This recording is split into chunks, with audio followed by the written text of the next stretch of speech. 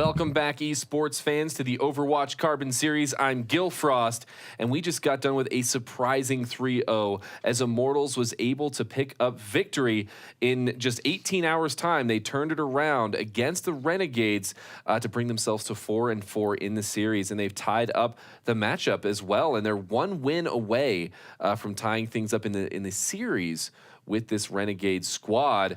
And real quick, before we go into the next matchup, I do want to point out that Renegades have to face off against LG Evil next week, along with compLexity, whereas Immortals, they arguably have a little bit of an easier schedule. So it is going to be a very interesting next week, is all I'm saying. I don't want to talk about it too much more, because of what I want to talk about now is the next matchup of the day. Or did you have something there? No. Oh, okay. I thought you just had that look on your face. I always look like that. Listen, and I want you to have, this is a forum for you to speak. Is it a safe space? It is a safe space. Unlike, I don't trust you. You know, Twitch chat. But anyway, compLexity versus LG Loyal coming up next. And both of these teams have shown some serious inconsistency throughout the last couple of months, but definitely this week. And it's made it kind of hard to guess what we're going to see coming into today. I had ideas of what compLexity was before yesterday. They looked like they were on the upswing. They seemed like they had filled out their roster. The DPS had played more consistent than they had in any month prior to that. Yesterday, they went back to some old habits. I think that they weren't all that great. DPS was a little bit inconsistent, and they ended up getting swept by Liquid, of all teams, who was on the bottom here. So, again, compLexity refigures itself into a question mark. compLexity's drop-off, when we saw them last, is about as equivalent to the drop-off from Renegades between yesterday and today.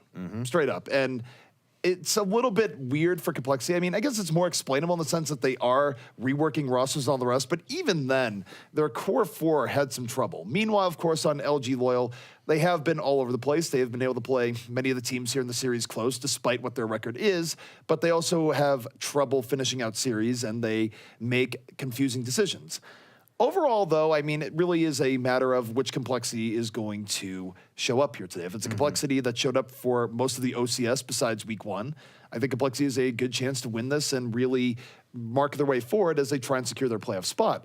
If we get the compLexity that we saw earlier in the week, and we get the LG Loyal that played LG Evil, I think LG Loyal is a pretty good shot here. This is LG Loyal's last best chance. compLexity on the downswing. LG Loyal, despite their record, has played everyone close. They're not an easy out, but if they can't pull this one off, then what are you doing anyway? This is their last good chance.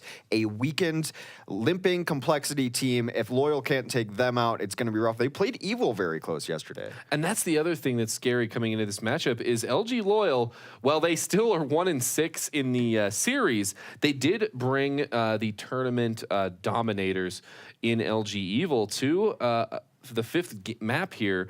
And so we'll see if compLexities have performed an boy, this is going to be hard. An Immortalian turnaround from yesterday. I think that's about as good as it was going to get there. But let's take a look at compLexity's roster, because we're talking about, well, what team are we going to see show up today? I mean, these are the players that are going to show up. The question is, how are they going to play? What version of this roster is going to show up? And then looking across this roster, who would you say has to really show up in a big way? Well, the upside is that Nesh and Meza are still in the team, so there has not been a huge change up over the span of 48 hours. So that's a good sign here. And compLexity probably the one that's been most guilty of just crazy team swaps, because they've gone through many people in those two slots throughout the entire time. But, I mean, you take a look at it, I think compLexity, because of all the change-ups that they've had in their extra two, it's been up to their core four. And I'd say the biggest difference that we saw between compLexity in weeks 2 and 3 and compLexity earlier this week is that it did feel like Torque and Nicholas were having a rougher time than usual, where generally speaking, Nicholas in particular has had really great moments on Tracer, on Pharah, and we saw very little of that in the last matchup against Team Liquid. And Team Liquid, granted, they were playing much better than we expected. They have been working on their new roster, certainly caught us by surprise in many respects. But on the same note, you would expect Nicholas to have a better performance than he did, especially against Team Liquid. So I think for him, he definitely had a bit of an off day the last time, and I would hope that he goes back up to his older levels through what we saw earlier in the OCS. I would say almost the exact same thing about Torque as well, though. I mean, I think they both had off days, and I think Torque was trying to do too much was the thing. He would have been fine had he stayed at the front line, done the consistent damage, while Nicholas was in the back. He decided he wanted to be hero, would go run back and flank a lot of times. None of that worked out, so not on the same page with the DPS. It seemed like they were both trying to do the same thing, but to different effects. They were both off yesterday, and that's been the story of this complexity team since the beginning of time. Yeah, and Nick and Torque, they definitely have to perform, and somebody else that has to perform is going to be our player to watch. It's Nesh, and I think that, I mean, I have been personally impressed with how Nesh has integrated with this roster, and specifically, he's been playing fairly well, and we've seen mixed results from a lot of the new players coming in. I still have questions about Meza, but if complexity is going to find victory, I think that they have to be able to rely on Nesh. They need to be able to trust in him so that you can put your other DPS carries in positions where they can actually do the right thing, get the right damage across, because they were a little all over the place yesterday. It is funny how there's a consistent trend here in Overwatch where teams rework their roster. It feels like every team is picking up a new Genji main, where if they didn't already have a superstar Genji, so for example, FaZe, probably not pick up a new Genji main anytime soon. But overall, it does seem like teams, when they're filling holes, they go, all right, let's get someone that can use Genji really well, and Nesh has definitely been in that mold where he's been giving complexity a threat that they historically haven't had. They haven't had a great Genji player basically ever, and Nesh is much closer to the ideal than we've seen that from them in the past. So it does give complexity a pretty compelling 3 DPS setup, assuming that they're playing as we know they can play and not whatever we saw earlier in the week. It's going to be interesting how they use him. I think it should be like nearly 100% of the time on Genji. It's where he's been his best. But the question always is with these Genji mains, yes, they will bring Genji to the table. Sometimes that's enough. 90% of the time that's enough. But what are you going to play the other 10% of the time? Can you rotate onto a Zarya? Can you play the other things we need? So it's still interesting to see what Nesh is going to be on as we go through here, because he's only shown his best moments on Genji. Yeah, and as multiple teams have picked up Genjis coming into this, or not coming into, during this event, I feel like LG Loyal, while they didn't pick up a Genji, it sometimes feels like they have, because Ube had mixed results on Genji, but last night he was definitely on. He played a lot better in the matchup versus LG Evil. So let's take a look at their lineup and see what we can see here. Ube played a little bit better on that. Still like to see him on the likes of Roadhog and potentially even Zarya if you're putting maybe Spree in the air. But taking a look at this roster, Flippy being the newest there, how are we feeling coming into this match? Well, Go ahead. What we're feeling right now when you take a look at this is that Ube, at the very least, it feels like he's sticking to certain roles a little bit more than we saw when Icefell was on the team. It did feel like Icefell and Ube were playing musical chairs more, and for now it seems like LG perhaps has taken some of the criticism to heart and they're locking that down a bit. Flippy was pretty decent for just mixing back into the team. He wasn't going absolutely wild, but he also wasn't really a weak point when they were going up against LG Evil, and had a much stronger showing than people were expecting. So it does feel like LG Loyal's perhaps figured out a few issues, but it is rather late into the tournament as they've made that swap pretty late. Yeah, and they still need to show that killer instinct, I think, in a lot of ways that we've seen from Immortals in this last map that we haven't seen consistently from LG Loyal. They make a lot of mistakes. They seem to position incorrectly sometimes, especially closing out maps. Literally, they'll like do great for 8 minutes, and then all of a sudden at the end, just reposition themselves, try something new to close it out, and it completely blows up in their face. Well, we do have the player to watch. I want to talk about it briefly. It's going to be Hadan coming into this one. And if we're talking about rosters that have flipped around a lot, Hadan has been very consistent from that support position.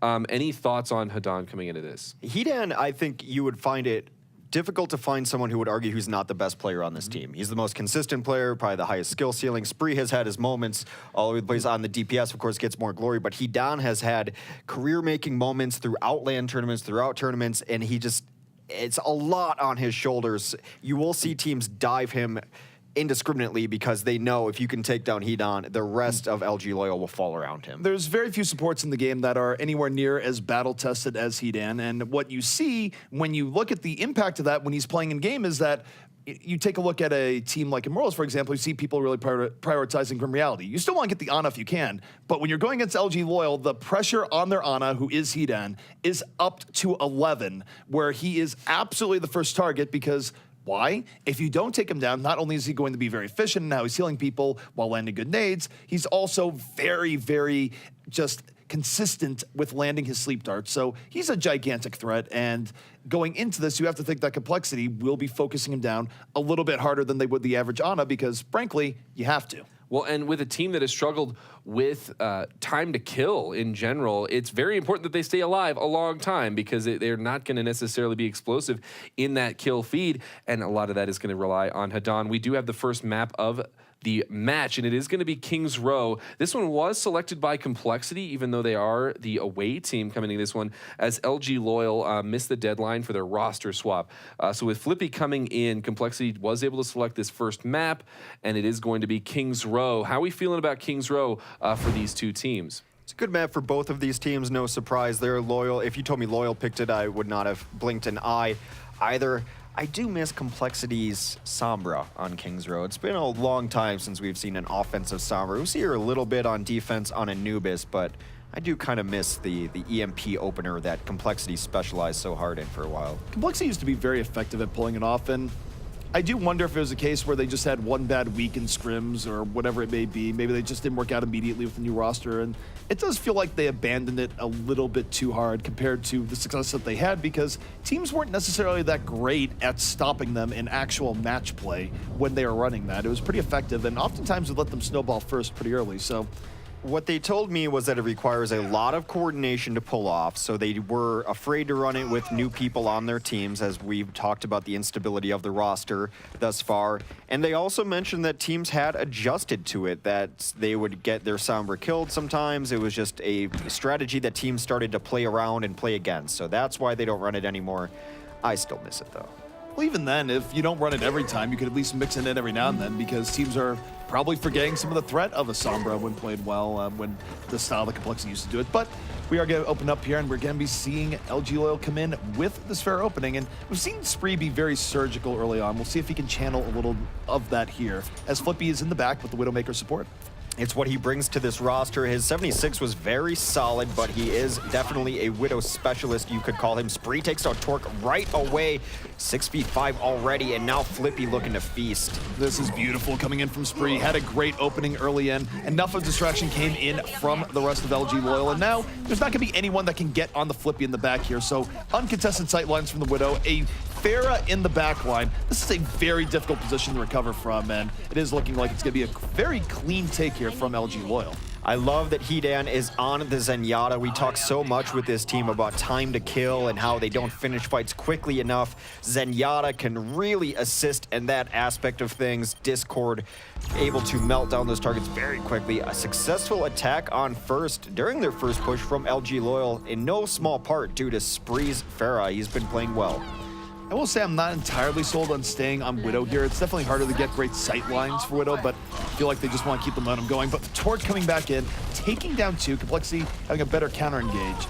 We'll see what he stays on here. I'd probably expect the Widow to swap. Interesting to see what he swaps with. We don't know the full depth of his pool just yet, but more interestingly, compLexity is going to try to spawn camp here. They've tried this with mixed success. Well, they've been spawn camped so many times now, they just feel like they have to do it to others, I suppose. But it is interesting. They're not really at the spawn door. They're more coming in from multiple angles, letting Torque be a little bit more freelance. We'll see if it works out. We do have the swap up from Flippy. No longer the Widow, now going to Tracer. So makes a lot more sense for the stage. But here comes Torque, flanking Tac Visor. Already takes down two. And he was in a great position for that. Going to take down three. And the interesting thing there is Loyal knew Torque was back there. They just didn't care to chase him down. Same story as yesterday. They know someone's there. They do not prioritize getting the kill. We saw it yesterday against Evil. Jake stayed alive too often. Train stayed alive too often in positions where they should have been cleaned up and killed. LG Loyal repeating the same mistakes that cost them yesterday. Well, LG Loyal now having to deal with this interesting compLexity defense where they're spread out. It's not quite a death ball by the spawn door, but it is in their face. Earthshadow though coming down from the side of LG Loyal here, and not sure it's going to be enough. As they are moving forward, Spree in the air, getting to the back, but there's a Graviton coming in from compLexity, looking to get a little bit more cleanup, and Nash gets 2 kills off of it with the aid of Torque, so they're really just keeping LG Loyal confused here. This is very interesting. They've already had to use ults to try to get out of spawn. It's already a victory for the camping team. Nicholas will be on the front door. I'd imagine Torque is still hanging around out back. There he is. The positioning here has just thrown them for a loop. They don't seem to know how to get out of it. Do you get out and go for Torque, who's above? That's what Ube is trying to do, but Ube is discorded. Has to be very careful. Has to take a breather over there. Nicholas will get out. Wow. This is something here where compLexity, they've been on the receiving end of this before, but it feels like I feel good for them right now. Well, it feels like they looked at that and they went, how do we evolve spawn camping strategies here? And it's not quite in the spawn door, but it's also behind at the same time. And LG Loyal is very clearly confused at how to deal with this, and time is just running off the clock as we speak. Very interesting, especially after LG Loyal had a very quick first attack on point A. They're trying to deal with Torque, who's been a problem for them. He will rotate all the way around back. Flippy as on the Tracer now trying to get some damage done in here. As a pulse bomb could open things up. The tactical visor does go off from Torque. He gets the boost as well, trying to clean this up. 3 kills now for compLexity. There's 4. Wow, ZP, the campy has become the camper, and they're running this really to perfection right now. The fact that Torque has been alive this entire time speaks to how well Nash has helped him out, how much healing he's getting. I think it's very interesting because they don't have Torque with the rest of the death ball, so if people log on, that Flippy just gets wrecked. Oh my goodness, the Helix rocket right to the feet. And here's the problem is that to deal with Torque, they have to chase him down back here. And while they do that, the rest of compLexity can come in from the other side, and they're going the opposite direction here. Torque, by the very beginning spawn, will finally fall. But look at all the time that's being bought off as you go on that field trip to find Torque. It does seem that at least they're trying to crack this. Torque down, Nicholas not in the best of positions. They could use some ults here. They do. Sound barrier in. Mez is going to follow it up, looking for some swings. Also has the Earth Shatter. Not sure if he caught one. There goes one down there. They are equalizing this fight back and forth. LG Loyal finally getting the better part of that as there's no follow-up for that Graviton. Finally able to get some breathing room is Luminosity Gaming's Loyal squad. My goodness. I gotta say, I was impressed by that. That was a wonderful defensive setup there by compLexity. A new twist on being aggressive defensively because it wasn't chaotic in being in their face. It really did have a plan, so cool to see. Buys them a lot of time, and now they only need really one more team fight here in second, though. That's gonna be difficult with the ultimate advantage that Loyal has built up. Loyal very likely to take the next fight and probably get the second, but we'll see if compLexity can pull a rabbit out of the hat. Be surprising if they don't win the next fight. It'd be a failure if they don't. There comes the grab. Should be a pulse bomb over the top. They do get it in, as that is 2 to make it 3 quick kills. They use some ults in there, and that will be LG Loyal getting 5 kills, looking for this 6th to activate the horn. There it is. Second point will be captured in short order by LG Loyal. Just nothing compLexity could really do in that situation. Just far too outgunned. I mean, maybe if they got an early pulse bomb, they could have found a way, but other than that, it was very much in LG Loyal's favor. But minute 53 left here for compLexity in their defense. They're in good position for the next fight, and they only have to win 2 here, really, to hold this back. So they can deal with Flippy, they'll be in good shape. Flippy, though, in the back line, being a bit of a distraction, and LG Loyal going pretty deep in on this. They're going to activate the Transcendence, but here comes Torque, countering now with a TAC or Nano Visor, moving in, and I don't know about that Nano Visor. That was way, way too early. It wasn't in position for it, and he just dies without reason, and LG Loyal now perhaps turning the tables on compLexity, but compLexity has only themselves to blame. compLexity struggled at this part of the map yesterday too, and a lot of it was Torque not getting the value that he needed out of some of those visors, just not getting the 76 value overall that they needed. Now desperation time is they're gonna have to charge onto the cart. They do get their Bioring goes off on most of Loyal, but mitigated by the Sound Bearer. Kills continue to come fast for Super Fluke as he gets 2. Spree's gonna chime in. Desperation time for compLexity, but they're getting cleaned up off this cart. A late Sound Barrier will keep them in the fight. It's going to keep them in the fight, but the people that are remaining are not going to be able to stay on there. Just Reinhardt cleaning house with the hammer, and LG Loyal, despite the very rough start, able to just roll through most of the rest of the map uncontested, and I sort of give second point over to LG Loyal there as far as the ultimate advantage, but compLexity did not play that final fight on last particularly well, because what you saw there is that Torque used the TAC visor and called for the nano boost, not only when people weren't in line of sight, but also when he had to run quite a bit to get them in the line of sight, and you don't know what you're going to be seeing when you turn the corner. So I guess he was gambling that LG Loyal would be still really aggressive, but you know, there's a nano visor coming in, you're already backing up.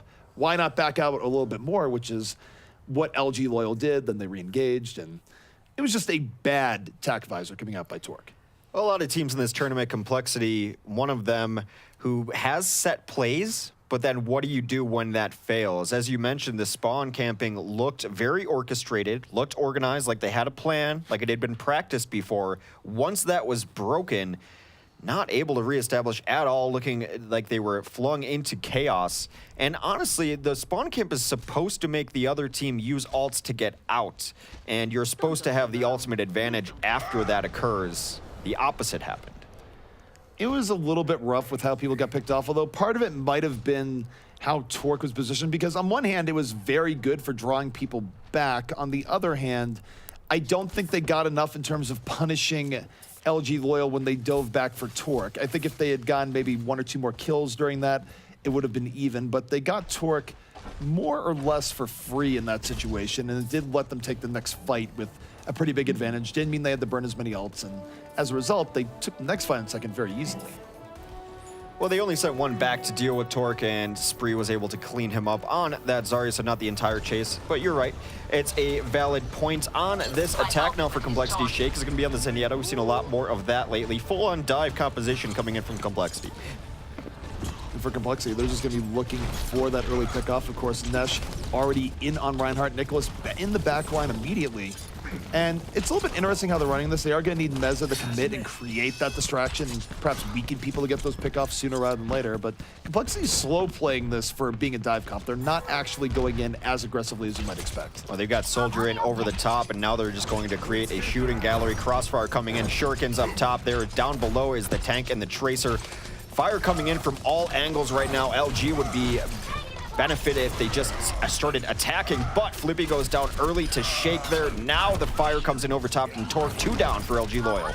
It's now 3 down here, so they had the option of really hard diving, but they played this more like a standard comp in terms of just grabbing good positions going around. And the problem for LG Loyal, perhaps, is I think LG Loyal was just expecting the full-on hard dive into their face, and they didn't really try to contest the high ground or anything else. They thought, stick together, they're going to dive in, and instead, compLexity just slow-played it, used the high ground from Torque to an advantage, and pushed LG Loyal into a very poor position. I don't think LG Loyal knew how bad of a position they were in, getting fire from all angles. You can't just sit under that and expect to live through it very long. At some point, you have to just find a target, pressure them, and get out of there. But they sat in the rain that was the 76 fire over top for too long, cleaned up rather easily as compLexity takes that first point on their first push.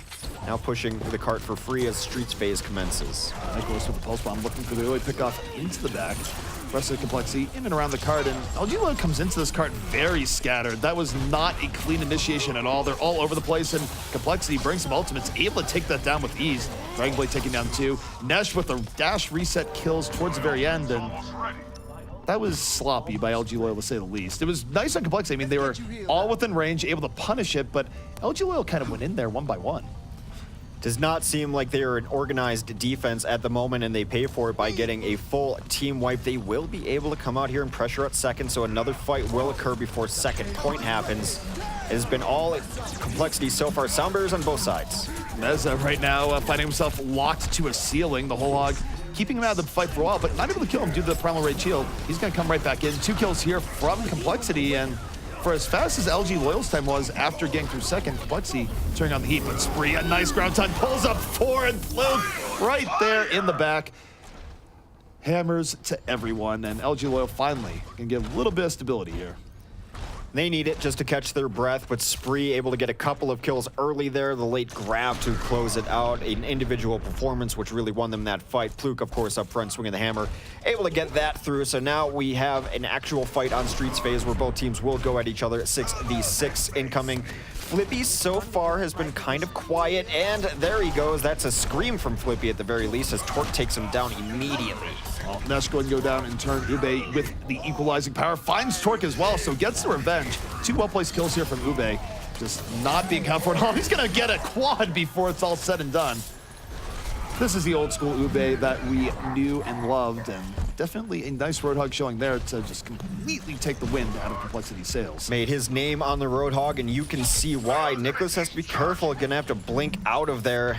A wave from Ube as he says goodbye to Tracer. A little shy of 3 minutes left here on the clock to get second point as This LG Loyal team has completely stabilized thanks to really good tank individual plays. One from Spree, one from Ube.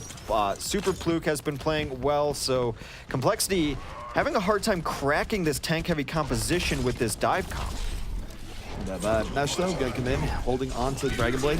We'll have an opportunity here, Moen. Torque again with the Tac Visor. This time able to take down at least one. Still not with a hugely global view. And Ube takes down two, but you take a look at what Nicholas is doing in the back line. It's a lot of pressure being applied. Even fight here. Spree trying to stay alive in the cart. No longer has the healing to really work that out. And for as good as Ube was in that fight, was the last man standing. Nothing he could do that outnumbered towards the end. Flippy needs to stay alive longer, at least present a threat as Tracer. He has died first in each of these last couple of fights, one out of nowhere. There is the switch. He had a good 76 yesterday, a switch coming in late, but at least late is better than never, as Flippy will turn on to the 76 instead, finding no luck on the Tracer. So a smart switch there for them. Getting the consistent damage out of the 76 is important, but Torque takes down Ube, who's on the Tracer now. This has been a bad day to be an LG Loyal Tracer. A lot of very quick deaths coming out here. And LG Loyal, they're going to try and equalize by using the Sound Barrier, but they weren't really in a position to lay on the damage of compLexity. He was somewhat panicked out there. No one from compLexity dies during the duration of that Sound Barrier, and now they can go in with two support ultimates of their own. Regardless of how they want to initiate, LG Loyal is going to have a real trouble dealing with that because they don't have burst damage to deal with either Transcendence or the Sound Barrier. They're going to open up the Sound Barrier early on here. The ground taunt surges out. Here comes the Transcendence, keeping everyone alive. A flawless fight here for compLexity so far. They cash in those support ultimates, and they are able to fall through on it. Only one person down by the time the smoke clears. Don't necessarily have the closeout ultimates that you would like here. Gravitons and Earth Shatters would be those. Mezzo with a couple swings away from that, so they will be able to get onto the cart to stall it out at the very least. Color of the kill feed will dictate if they're able to hold on or not. Mezzo takes down his opposing number, and Pluke, there's the Earth Shatter that he earned from that desperation time as Flippy comes onto the point, but now with Discord into the mix, gets very difficult to contest a cart. 2 minutes in one side of the bank, that's compLexity's. 1 minute on the other side. We're going to a second half of King's Row. compLexity now with a pretty decent advantage going in here, but there's still the likelihood that the time remaining might not matter that much in the end, because you do have this idea that if both teams are able to capture point A quickly, both teams will be in an overtime rush one way or another. But still compLexity with a lot more room for error in starting that overtime rush. So meanwhile, for LG Loyal, they have to do very well in their first attack and then certainly not allow compLexity to get them in another highly aggressive defensive trap. Both teams very successful on their first pushes onto first point on the first half of the map here, so it's very possible we find ourselves in a push-off scenario here in overtime. But it is going to be Loyal on the attack first. They're going to run pretty divey. Flippy, of course, will be on his Widow as his specialty. We'll see if he can get some early picks here. He did not look good on the Tracer, but neither did Ube, so maybe Torque has just got his anti-Tracer visor on tonight. Ube right now, well, I wouldn't say he's actually the reverse of Jesus, because Jesus Roadhog was fine, but his Tracer was phenomenal. For Ube, I'd say, I don't care what you want to do on Tracer or Genji. The way you were playing Roadhog in the last round, please just stay on Roadhog. But his Genji has been pretty good in recent times as well, so we'll see how it works with this dive offense on the way here from LG Loyal. But as divey as can be, Zenyatta in the mix from Hedan. Flippy already taking some pressure, but he will get Nicholas out of the house. Not a lot of time here. One, maybe two pushes if they're decisive on it. Decisive dive is the name of the game. We've seen LG be good at it and bad at it. No idea which version of the dive we're going to see right now. Well, Spree has been certainly pretty consistent on the Pharah, but does consider going to the house and decides against it. Probably a good idea. He was very vulnerable to a Helix Rocket combo if he stayed in. But just flanking around here, they're able to take down Meza very early. Shake is already out of this fight. So for compLexity, they fought this to an even 4-4, and maybe they take it back, but LG Loyal will have some opportunity for offensive pressure in a moment, but with only 13 seconds left, they can't quite take as much time. They need to engage now. It is time to fight. Spree looking around, does not find his targets right away. Nesh is going to be over there looking for him. Torque has come alive here, takes down Reels early in this fight. They're getting pushed off of the point. No kills so far for LG Loyal. The dive does come in onto Nesh. Not the ideal dive target. Flippy will find Shake in the back line, the only kill so far. And it's really Torque in the back. No one's able to get on him effectively. He takes down Spree, who tried to dive him in the middle of that. And that's going to be decisive. compLexity gets the full hold here on the second round of King's Row. second attacking round anyways. And now going into their next round, they're going to have the opportunity to win just by taking point A. compLexity needs point A to win King's Row. If they do not successfully take point A, we will draw on King's Row. Not the first time in this tournament that has happened. And we'll move on to our next map.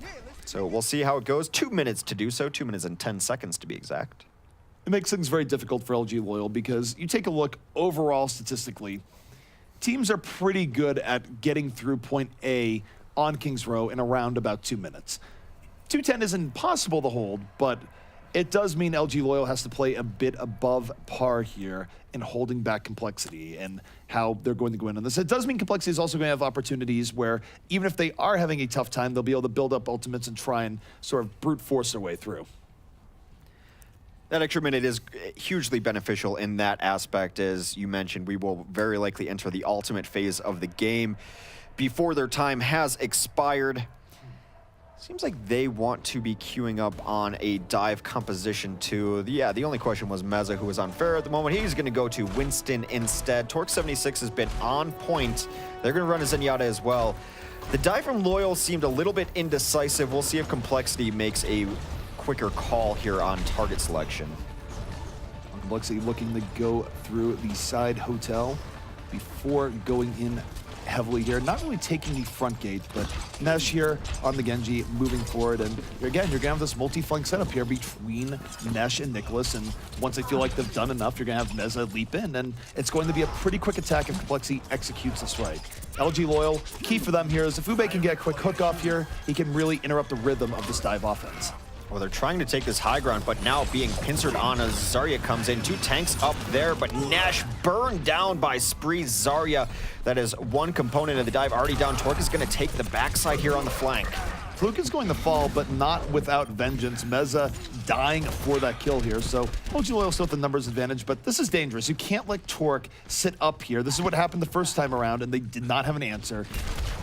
Really, this is where he's going to be in hook range if Ube gets close enough, and Ube is going after him, so this is something to watch here. Ube needs to contain this threat now. He is coming up, but he has to jump down, and look at that. Torque actually getting pressured out by Lucio, ends up falling, but there's still chaos back on the point as compLexity is still flooding in. It has been chaotic. Shake has gotten a couple of kills on his own, discording and shooting those orbs at the enemy team as they will stagger onto the point. He's building up a transcendence. They need to get out of there now, push in with your ultimates as they come up. 40 seconds left. Well, this is the power of having an extra minute here that LG Loyal did not have. You take a look at the ultimates. compLexity is going to have 3 very important ultimates up here in a moment. Transcendence, Tactical Visor, and the Dragon Blade. So they're going to get a chance to break this using the power of these ultimates, and there it is. The whole hog getting reflected back into Ube by Nesh.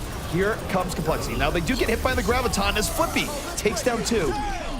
Soundbear out here from the defense, and they're throwing everything into this to defend. 14 seconds left remaining. Now this gets a little bit scary here for compLexity because they're going to have to delay for a moment or two while waiting for their respawns. Gets dicey. Not even the trades you want there on first. You would like to get a couple of kills and then snowball that into an advantage. Defense fully set up now as Flippy is on the high ground. Takes out Meza. However, Joe does get in Pluk. It is 5v5. Scrappy on the point. It is very scrappy, but the respawn advantage now starting to show its head here. Nicholas in the back gets on the reels. He's going to fall to Spree. Spree getting a vital Tracer kill, but the Sound Bear has come alive here for compLexity, giving them a lot more stability. Not only are they buying time here, but they have 4 on the point. LG Loyal down in members. They have to delay this, but I don't think they have the manpower anymore. As compLexity looking like they will be taking King's Row. Overtime is over. The point is captured, and compLexity over LG Loyal to start out the series. Torque had himself a good game. Of course, he's always one of the questions every time we look at compLexity.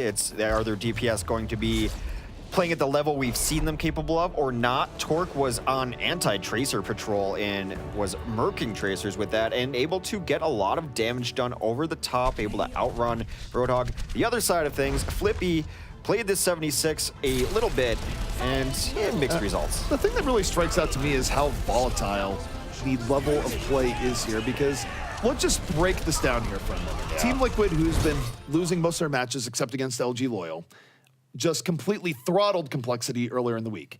LG Loyal, who has been struggling very heavily, came within a few missed plays of beating the front runner in LG Evil. And now what we have here is compLexity taking a close one over LG Loyal in the same week. It kind of shows that if there is supposed to be transitive property, it is not happening right now between these teams, because compLexity looking much better here today than they looked against Team Liquid just a little bit ago. The math, it just doesn't add up. And I want to talk, first of all, a little bit about that flanking Torque 76. It didn't work out very well yesterday, but it seems like that's how he wants to play it every time. He really doesn't want to be behind the shield, and it seems like more of one of those live by the sword, die by the sword situations. Walk us through how Torque really was able to make it work better today. Well, I think he was able to make it work better today because the spawn camp was generally where he was just, and you're not expecting that. You never see fights happen where they took place because he's up over the top. It's actually a really interesting spot because they're spawning right below you. They have to deal with everything in front of them, which is going to be 5. If they do turn around, that 5 is on you, and then you've got Nicholas above. You're right, though. He's going to be inconsistent if that's how he wants to play it. That's the nature of flanking in Overwatch, that it's very high reward, very high risk if he gets caught out. But the problem is not even getting caught out. If you're late on your flank, you're also not going to get what you need, and your team's already fighting without you. Well, I think about compLexity and their history with flanks from crazy angles. It's sort of like, we lost Harblue, and they just throw a tantrum. They're just like, well, we're going to make our own Harblue with Blackjack, and something I'm not going to say on air. So, yeah, I mean, compLexity, they do like these sort of out of a long-distance flanking strategy. I mean, historically, it was Harblue and Roadhog, but clearly they're using it more heavily with Soldier than a lot of other teams are, and it was nice to see that defensive flank on near the spawn. I think that was a new twist to some extent on how to do flanking seps. I mean, we've seen everything from Selfless, but the way that compLexity ran that was more organized than the norm, and it was kind of neat to watch. Yeah, and honestly, it gave them that extra minute, which arguably was their key to victory there, because they did not have another good defense. And I think usually when you see those super aggressive spawn camps, it's because the team's like, okay, well, we can back up on that same point and, maybe on Street's phase here of Kings and have another defense because of the way the spawns will end up working, but they did not have another good one on second. Another thing that I saw that I really liked, and we honestly almost called it, we did the math in the pregame, but we didn't actually show you the answer at the end.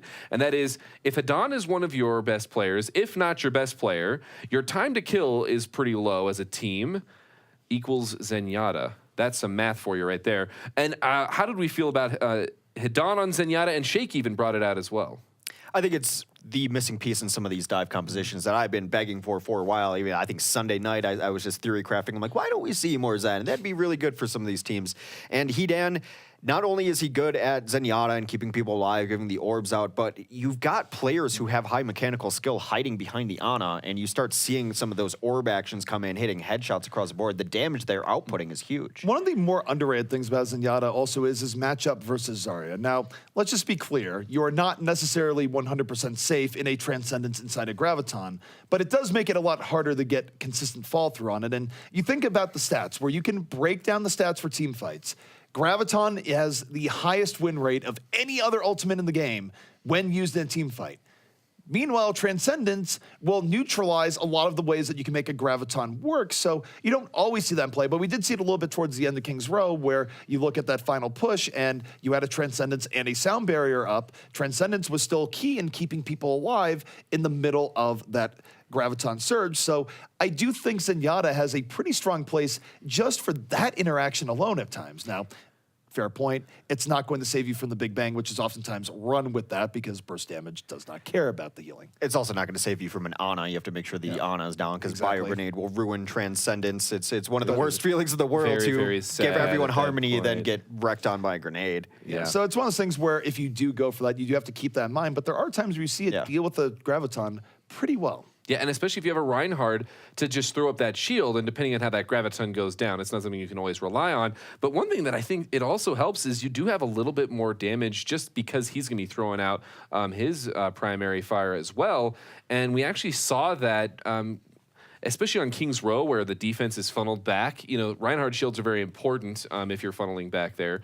On first, and you're getting just a little bit more damage there. And actually, talking about Reinhardt shields and defense on first, I want to talk a little bit about LG as we're going to be going into Temple of Anubis here. Are they looking too passive? Because they were playing a little bit passive on D. They only had one attack there in the end. Playing a little bit passive on offense. Is this something we're seeing from them today? What do we feel about that? It's hard to say what went on that first defense versus complexity. It's really one or two things. Either A, they were just too passive going in, or I think B is that when you take a look at the team comp, you expect certain things. And complexity was running a pretty divey team comp. One of the ways you can deal with dive is if you know a team is just going to throw caution to the wind and go into, you could go, all right, just wait for them to dive in, we're going to deal with this. Complexity slow played that pretty heavily for a dive comp. So I'm willing to give LG the benefit of the doubt to an extent and say that they expected one thing and got another, and that was just complexity throwing a curveball at them rather than them necessarily being too passive. But if they had perfect hindsight there, they definitely would have wanted to engage that a lot more aggressively than they did. I think they were, and it's so confusing with LG Loyal because we've seen moments where they execute dive composition perfectly that you would teach from the plays that they've pulled off on it, going in over the top. I think it was Dorado as always comes to mind.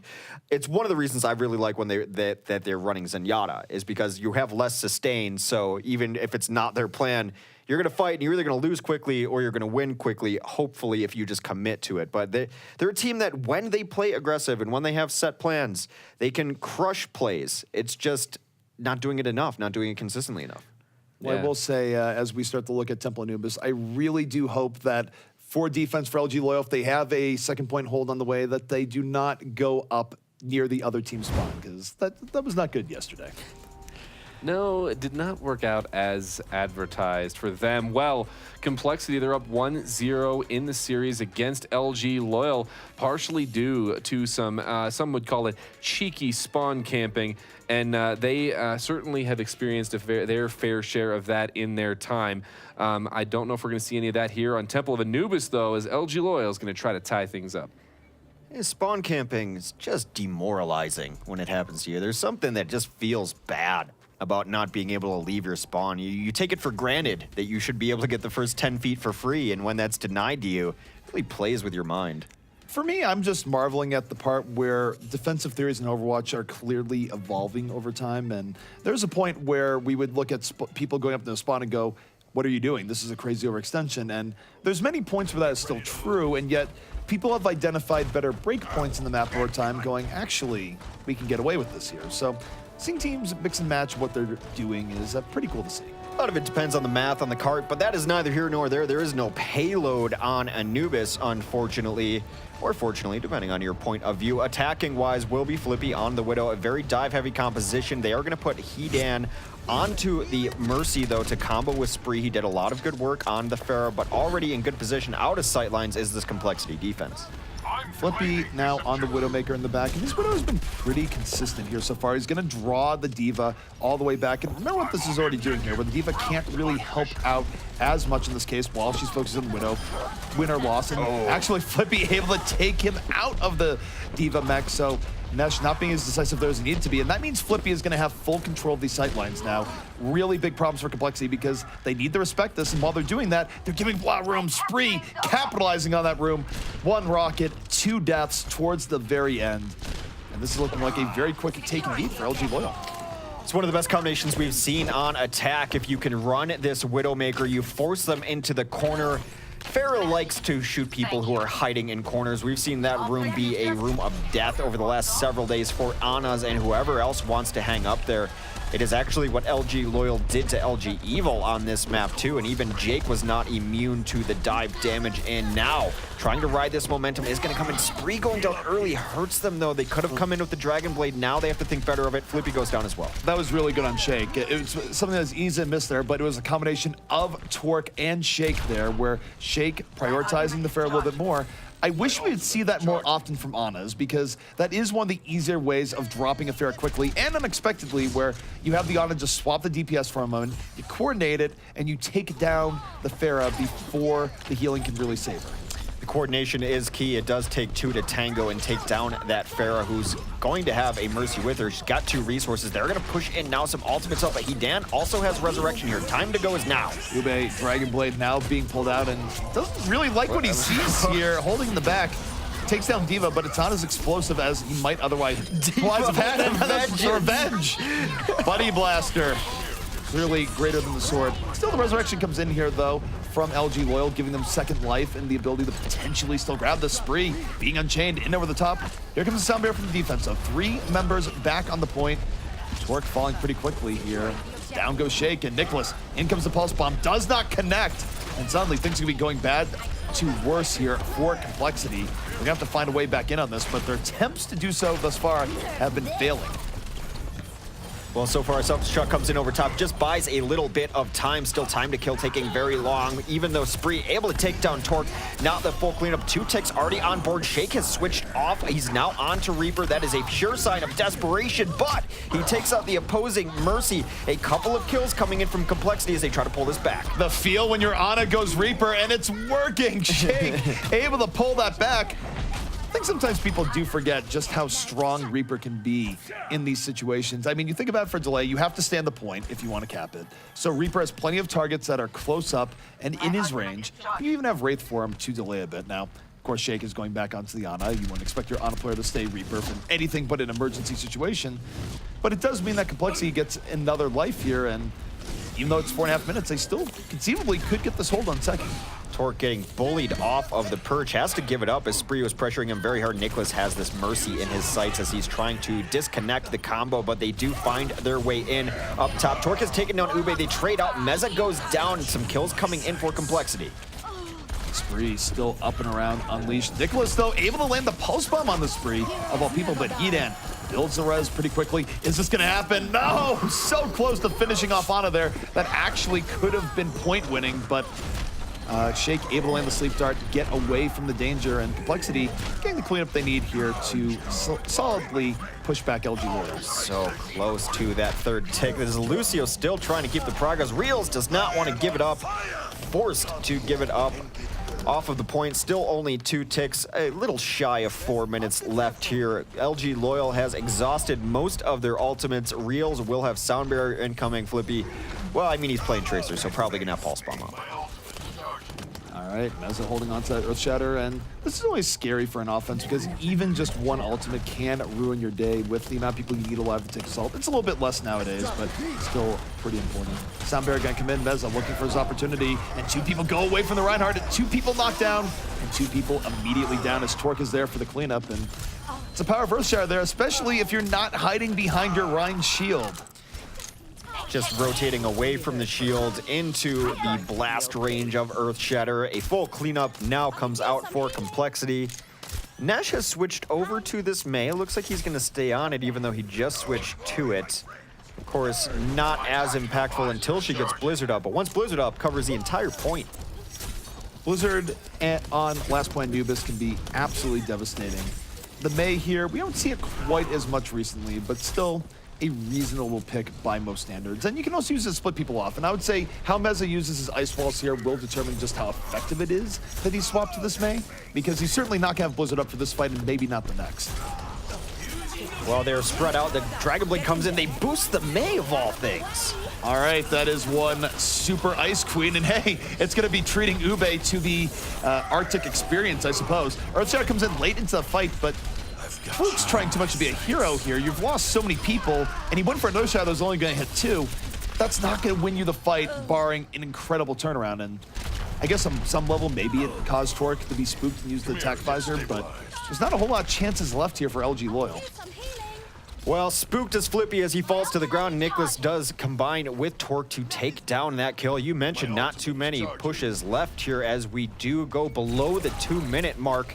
Probably 2 solid pushes left. They've shown not a whole lot getting in. The initiations haven't quite been there. You need a giant Dragon Blade for the most part to finish out Anubis last. Ube still very low. Ube not going to be charging it anymore, except for the passive he gets from Spawn as Nicholas takes him out early. Nicholas stops his push before it even starts. They're going to go in. I think they have to, but not looking great. That's the power of good positioning. It makes your aiming look easy because it is easier when on people that weren't even trying the juke. Very good aim from Nicholas to finish that out, and ends up with 3 kills before it's all said and done. So LG Loyal, after almost capping at 4 minutes and 35 seconds, now down to their final minute here, and perhaps their final push coming up. A lot is going to depend on the target which Hedan chooses for Nano Boost. It is one of the only ultimates they have in the bank. Of course, Blizzard is now up for Nash. Spree should have his Graviton going in here too. Those are going to be the critical ultimates in this next fight. If Flippy doesn't get a gigantic barrage here, it would be a disgrace for compLexity to lose this because compLexity has every single advantage in their favor. I don't care how good Loyal's playing here. This is a fight that compLexity can and should win with the resources they have. Now they lose Torque immediately. And now I said that as one of those occurs. There's 2 unanswered kills. The Blizzard does nothing early on. And here comes Graviton in from LG Loyal. Nicholas and Joe Meister still there though, able to pick off 2. But the Sound Bearer in from LG Loyal, they're doing far more here than they really should for how this started. But Nicholas is the one keeping the sanity here, darting in and about, picking off kill after kill of Tracer, really just dominating this fight and the last fight. Nicholas does bring it back for his team after a questionable Blizzard. I thought an impatient Blizzard, but regardless, Nesh did enough to disrupt those tanks to not allow them with the initiation, and compLexity with a hold on second point defense. Very easy road to victory for them. I mean, I guess, you know, in my opinion, I'm just sitting here watching. Point B is never easy. Right. Or at least you can never assume it's going to be easy. Let's put it that way. Well, a clear path to victory at the very least here. compLexity only has to get 2 points. All they have to do is capture Anubis last, CP. What's the problem? Well, the good thing for them, too, is that if they get Anubis first, at the very least, they force it to tiebreaker status. So they cannot, well, unless they get full held on first, they are very likely not to get any worse here than a tie. So we'll see what they want to run. This is starting to be the default attack on Anubis. If you have anyone even partially capable of running a Widowmaker, which compLexity does, although Nicholas is the little bit better Widow, but he is definitely the better Pharah, which is why you see him there. Torque is going to be on the Widow. They're going to, well, maybe now some switch ups as Meza did change to the Reinhardt, which is a little out of place in this comp. Well, you think about it is that the place that Widow can, the archway that Widowmaker can get up onto is very inconvenient for many heroes in the game to get up there and attack. So generally speaking, the Widow is far more protected there than most other points in the game. I mean, I think you have to go to Dorado Archway to find a similar level of Widowmaker protection early on. So I think teams have realized that, and they realize how powerful the Widow is for controlling sightlines there. And that's why you're seeing more Widow on this point. It really is up to, say, a D.Va or defensive Genji to put pressure on that. And I will note, if you look at LG Loyal's defense, they do have both of those options to make Torque's life rough. Well, some sprays being sprayed. Punch Kid getting punched. As we'll see what Torque can get done on this Widow. Very likely going to push them back in the corner. A lot is going to be up to Spree and Ube to bully him down. They've got the responses for this Widow. There's one right off the bat, going to knock her off the ledge. Cooldown on grappling hook is pretty long, so that can be a very impactful boop off the edge. Nicholas does desuit that D.Va. The problem is that the D.Va retreating from that is actually very difficult, especially with her recent nerfs. So they draw the D.Va out. Now she's going to be in a terrible position for a while. And Widowmaker, again, gets the dominance that you were looking to prevent. So for Torque, he's getting damage boosted. This is all on him right now to land a shot. And he's not landing the shots he needs to for the investment that's going in. Winston going to draw him off a bit. But now that Winston's off the point and D.Va didn't have a mech, look at the rest of compLexity able to pick off kills. This is very easy here for Nesh. Not a lot of threats. Well, Nicholas did go down because he was not getting the pocket healing. That was going right to the Widowmaker. Nash gets very low, does get the Ana off the edge, but Ube out Genjis him. They're still not finding pay dirt. Is Torque. He's up here looking for a little bit. Defense has gotten the numbers back on the point, and despite the opening, compLexity unable to cash in. Both Nesh and Torque have had some pretty big lost opportunities here. Torque right now fighting with that Winston one-on-one, and that Winston's so low. He has to get out here, and Torque.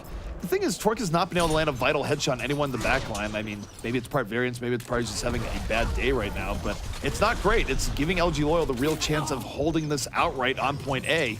And compLexity, they're not in the danger zone yet, but I do hear Kenny Loggins calling. They are definitely in the highway to the danger zone. Lana! Anyway, Jake is going to have his resurrection available for this next push. They have banked some ultimates, though, despite the lackluster performance of the offense so far. They can push in with all of this and get a resurrection available, but just not executing on chances they're getting from Torque and Nesh. Here comes the Sound Bearer, though. Push incoming. Sound Bearer on the way, and it's much more effective early on. Hedan already out of this fight. 2 kills early on. Torque is going to fall in the back, but he did his job of drawing people to the back. But hang on, Ube, Dragon Blade out, picks up 2. Trying to bring it back. He very well could pick up this 3rd here, but the resurrection comes in just in time. Not time for Joe Meister in a sense. He probably wishes he died a moment earlier, but this is looking pretty good for compLexity. The Resurrection puts it over the top and is going to let them get point A. Critical resurrection from Shake there, perfectly timed, bringing his team back to life. Torque, a distraction widow. We'll give him credit for that. Did not end up putting the bodies in the ground, which is what you're looking for a widow, but good enough. Be surprised if he sticks on it, though, despite even at 85%. Wholesale changes likely incoming here. That's it. Torque will switch over to Roadhog. Meza goes on to Rhine. Shake now on to the Ana. So a full reset of ultimates across the board as everyone changed except Joe Meister. You know, there's something to be said for no one or switching off of Lucio, but I'm just going to leave that there. Regardless, you take a look at LG Loyal. They have plenty of tools here that at least start this out on the right foot between Tac Visor and the self-destruct in over the top. Self-destruct, though, doesn't get anything, so they're going to rely more on the Tac Visor early on. Ube going to the back line, looking to just build the Dragon Blade. Eats a Bionade, but no one really on him right now. He's going to be free to have this Dragon Blade here in just a moment, and compLexity just not able to get the pickoffs they're looking for early on in this push. They're going to be down to Diva Mech. Nesh picks up 2, but I got to think this Dragon Blade's going to be high value. So many people clumped up. Gets 2, gets 3. Oh, man. Ube was licking his chops there, man. He was just saying, please, just a little more, a little more. Just stay right there. Hold that shot. If you wanted to really next level it, maybe they baited out that Dragon Blade, because I've never seen a more appropriate set of targets than what we just saw. They're all in the corner. Ube can't believe his eyes. That is a lot of cuts through there. Next push will be featuring a sound barrier, most likely. compLexity has shown that they like to initiate with that. They do have most people up. Shake is going to have his ultimate too. Again, 350 to close out this point and thusly the map. Oh, a nice hook by Torque. That was almost 1.0 status there, finding him at the very margins, and yet LG Loyal just counter-engaging, and Flippy is the only trophy they have after that. They burned out a sound barrier. The last couple of pushes they've had have gotten some ultimates used out of the defense. Meanwhile, compLexity has been banking theirs. They're close to having all the ultimates you want for a push. Graviton being the main one. Nicholas, of course, will have his going, but they haven't burned any the times that they've lost fights. It's been smart by them. Here's the problem, is that they don't have a great vertical threat here. They have to hope that Torque gets another hook 1.0 effectively to bring Flippy off, because oh no, Flippy, what have you done? I get that he feels he's under pressure here, but now there's better attack options here for compLexity to deal with Flippy. They do need to get on him early, though. If they're not paying attention, look at this. Flank Visor. Flanking Tac Visor on the way from Flippy, coming in around. He's saying he's got them in his sights, and he gets stuck in the Graviton. That's not good. Pulse Bomb in, Big Bang connects. And Flippy might have had them in his sights, but does not defy gravity. Goes down immediately, gets very little off the flank. And as a result, compLexity now in prime position to potentially take Anubis out right here. 2 ticks to their name. Ube, though, looking to play spoiler. Dragon Blade moving in, going in, and gets Ice Wall out by his own team. Gets Joe Meister, though, before it's all said and done. Barely gets on the point in time to stall. Flippy has gone over to that Mei, as you saw, hiding in the corner. Now they have to get some more kills to bring this back. Shake and Meza combined for a couple. Nesh goes down. Not the decisive victory you want. Already 2 ticks on the point. Just a little bit more. A hook comes in, takes down Flippy, so there's going to be no stall from that Mei. A nice sleep dart will put Nicholas on the ground. He's able to live through it, though, as Torque tries to bring this back for his team. Scrappy down there, but Torque goes down from Super Fluke. Fluke brings it back. It's so close right now, and yet so far. compLexity does not want to give this up, and yet inevitability is strong. That was last moment cleanup coming in from the side of LG Loyal to pull that back. Ube was so close to not even getting on that point. I thought he had mistimed it initially, but he knows better than I, of course. Gets back on there. He will have Dragon Blade up again. That's how quickly Genji charges. Still not all lost, though. 90 seconds left for compLexity, and they're working on banking some of their own game-changing alts. Earthshatter will be incoming soon This enough. needs to be a Junk Rush that baits out the Graviton. They need to make Spree use this Graviton and the Dragon Blade now. And I think they might be able to do this. They're burning Nano Boost and Whole Hog, but that's worthwhile if they can get Ube to burn the Dragon Blade, and he does. This is actually entirely okay here for compLexity as far as getting rid of threats. Now, it's not perfect going into the next fight, but Graviton is off the table. Dragon Blade is off the table.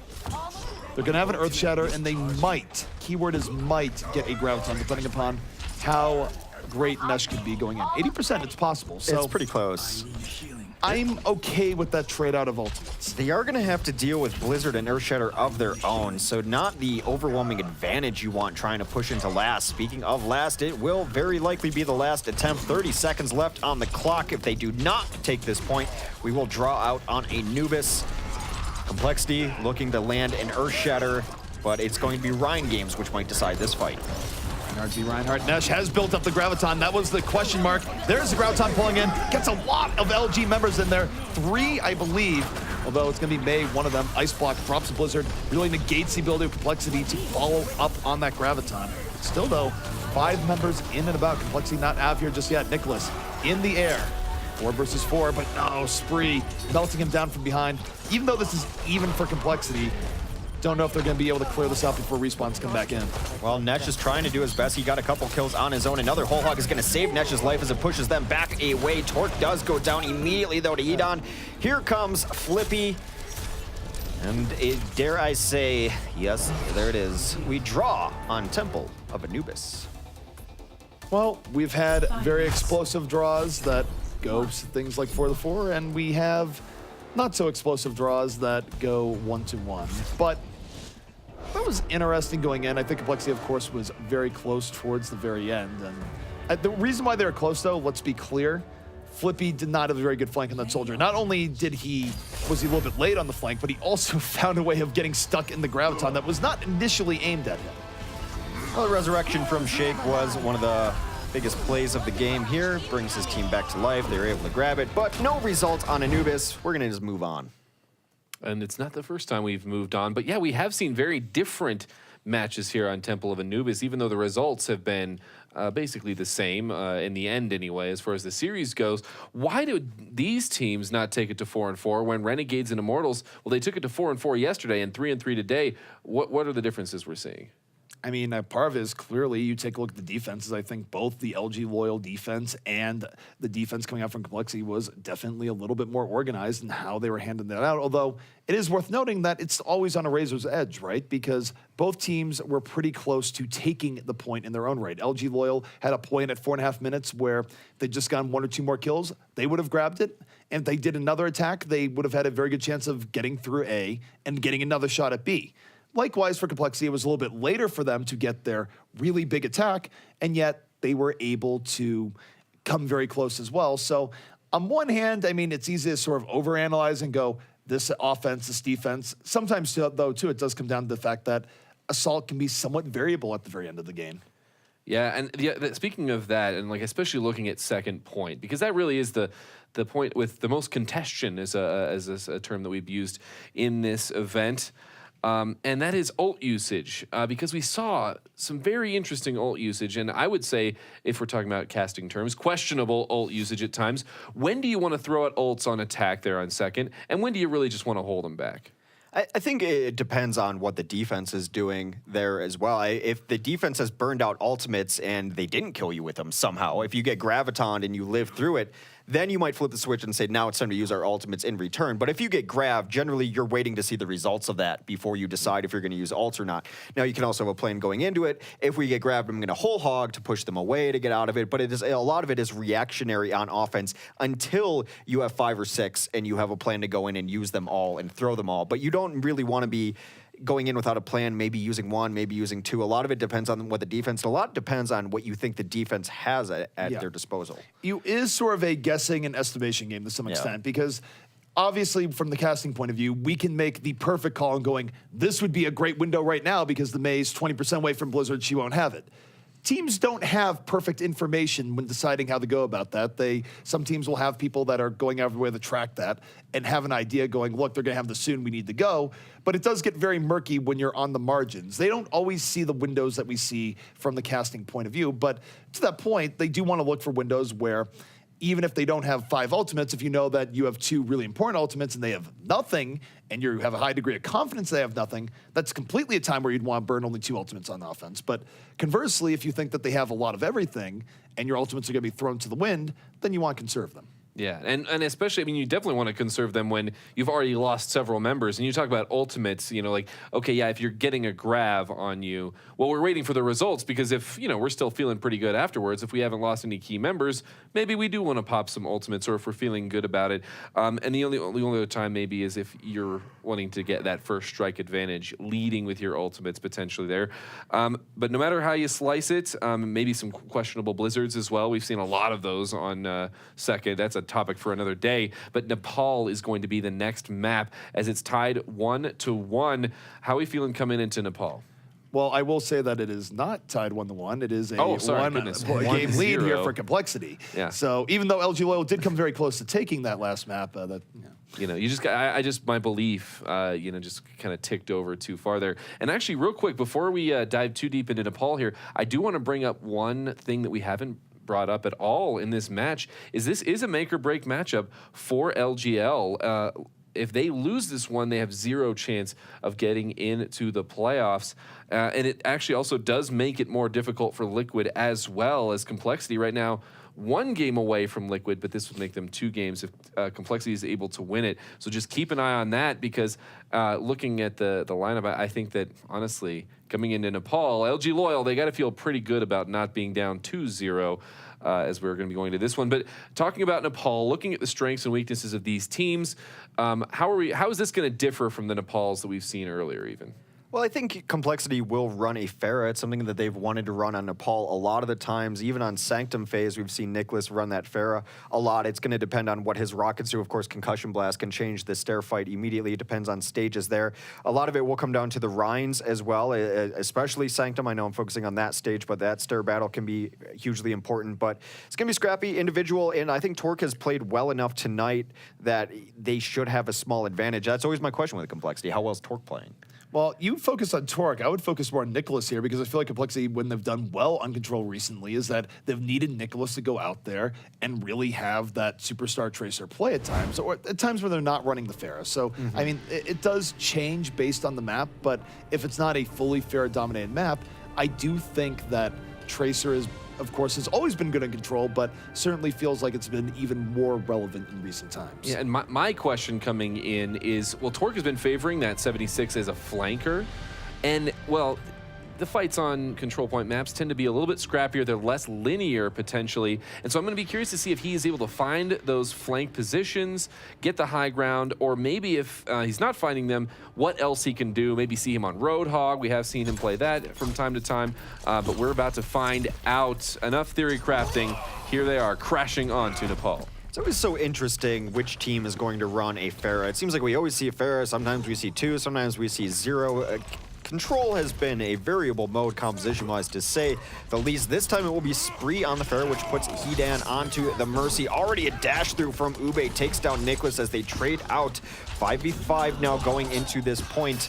Ube still looking for a little bit more on his Genji, which has been unpredictable. Anytime you take out Nicholas early, though, it's a good omen for any team against complexity. And Ube getting that dash into his opposing number Genji-wise, but ends up dying for it. So complexity off their tank play, off Torque, able to keep this somewhat even, but there's no answer for Spree anymore now Torque is down, so I expect LG Loyal to clean this up somewhat easily, despite Meza really finding a way of staying alive for a while. Well, now they are back on the point, still have not captured it so far as Joe Meister and Nicholas come back in and contest this point. They're actually getting some decent work done. Now Spree has his pocket healer. Ube is going to come in and deal with the threats on the ground. Still not over as Torque comes in. Spree decides he does not want to see Torque, does give his life for it after the barrage. Still fighting here. Still fighting on this point, still looking for a way of contesting it, and LG Loyal, they're finally going to finish it off, but it takes them longer than they would have expected. If they could have pushed complexity off a little bit sooner, might have more progress to their name. But complexity, the good part about that at the very least is that they're not going to be that behind in the ult game. They can actually fight this pretty evenly, especially if Meza causes lots of disruption in the back. Absolutely, Meza does have that Primal Rage ready too, and Nicholas trying to stay alive. We'll have to rewind. He has his Pulse Bomb ready, going to go back with his team. Flippy, though, lands his Pulse Bomb onto Torque. That is a big part of their damage dealers now gone. It's going to be difficult to push in for complexity. Well, Flippy can keep isolating and pressuring Torque. That means that Torque can't really deal with Spree, so that is actually a matchup that you are more than willing to take. more often than not, because you look at the rest of complexity, they don't have much that can pressure Spree. So even if Flippy fails at killing Torque, if you just delay him long enough that Spree can do his job, it actually works out very much in their favor. Well, it's the age-old question. How is complexity going to deal with the Pharah? So far, no answer as the fight commences on to point. Dragon Blade will take down Nicholas early on. The tactical visor will get a couple, not a ton though. LG Loyal still has the small advantage here. LG Loyal, I mean, they had better ults coming in, and also just, it was a rough engage coming in from complexity. They came in slightly staggered, and LG Loyal very quick to punish, which isn't always an LG Loyal thing. Sometimes fights drag out very long for them, but this one was much swifter. Nicholas has no business still being out here, is escaping with his life for the moment. Complexity has to find an answer to this Pharah, and oftentimes, as we've seen, if your hit scan can't get it done on the ground, take to the sky. Air to air, Torque will go on to his own Pharah to try to negate Spree's Rocket Queen. Torque, Pharah v Pharah on the way. Spree now giving a bit of distance there, almost activating his own version of Nicholas there in the rope-a-dope. But you look at the ground war going on here. Flippy is rolling around, able to take down one early on, still a threat in the back, and complexity just leading out here. They lose the ground war early on. Torque doesn't get much done in the air, and it goes very well for LG Loyal. Nicholas trying to bring him back, though, has 3 kills to his name during this fight. Not enough for complexity. The switch perhaps a little too late. We'll see if they run it next time, if they run into a Pharah. We haven't talked about it super much this tournament, but complexity traditionally has a problem dealing with Pharahs in the sky. They don't necessarily trust their McCree play. The Soldier 76 play is not enough to deal with a combination, so... Well, I'm glad they changed up here, because what I was about to point out is that it's not really their ideal scenario to be putting Torque on the Pharah. Nicholas of the two has far more Pharah time, so they're going a little bit more to their strengths, but it also means that they're not able to run Nicholas on the Tracer here. So to some level, LG Loyal has sort of spooked complexity out of what they really want to run here under normal circumstances, just because they didn't have a great compelling answer to Spree. And the irony here is that Spree is not even going Pharah on this particular map here on Sanctum. It's possible that's the case, but this stage in particular has been one that complexity likes running the Pharah anyway, so it might not be just be an anti-Pharah. They're going to fight on the stairs over here. Nicholas takes a lot of damage early on, not able to get the concussion that he wants off the edge, still peppering onto that shield. Now is going to come in. Nesh gets very low. They're getting aggressive, but Hedan hits a giant nade. Meza goes down. They have lost the shield war conclusively. Now Mez is down, it does make complexity scatter. And you take a look at their health in the upper right, you can see just how poked down they're getting when you don't have Reinhardt to be that shield as Hedan grabs another. Hedan channeling his inner DPS on it this time around, and LG Loyal just able to snowball this fight in their favor. Very hard to deal with the Mez dying that quickly.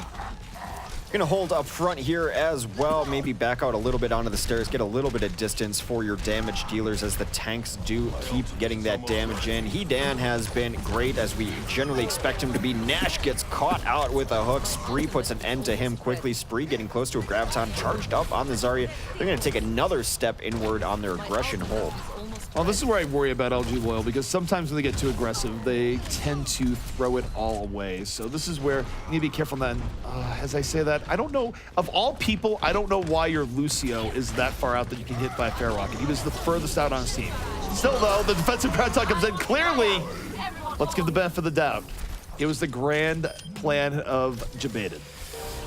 Lucio bait definitely working out for them there as they boosted the Reinhardt, able to swing through all that, get so much damage done. Let's see it again.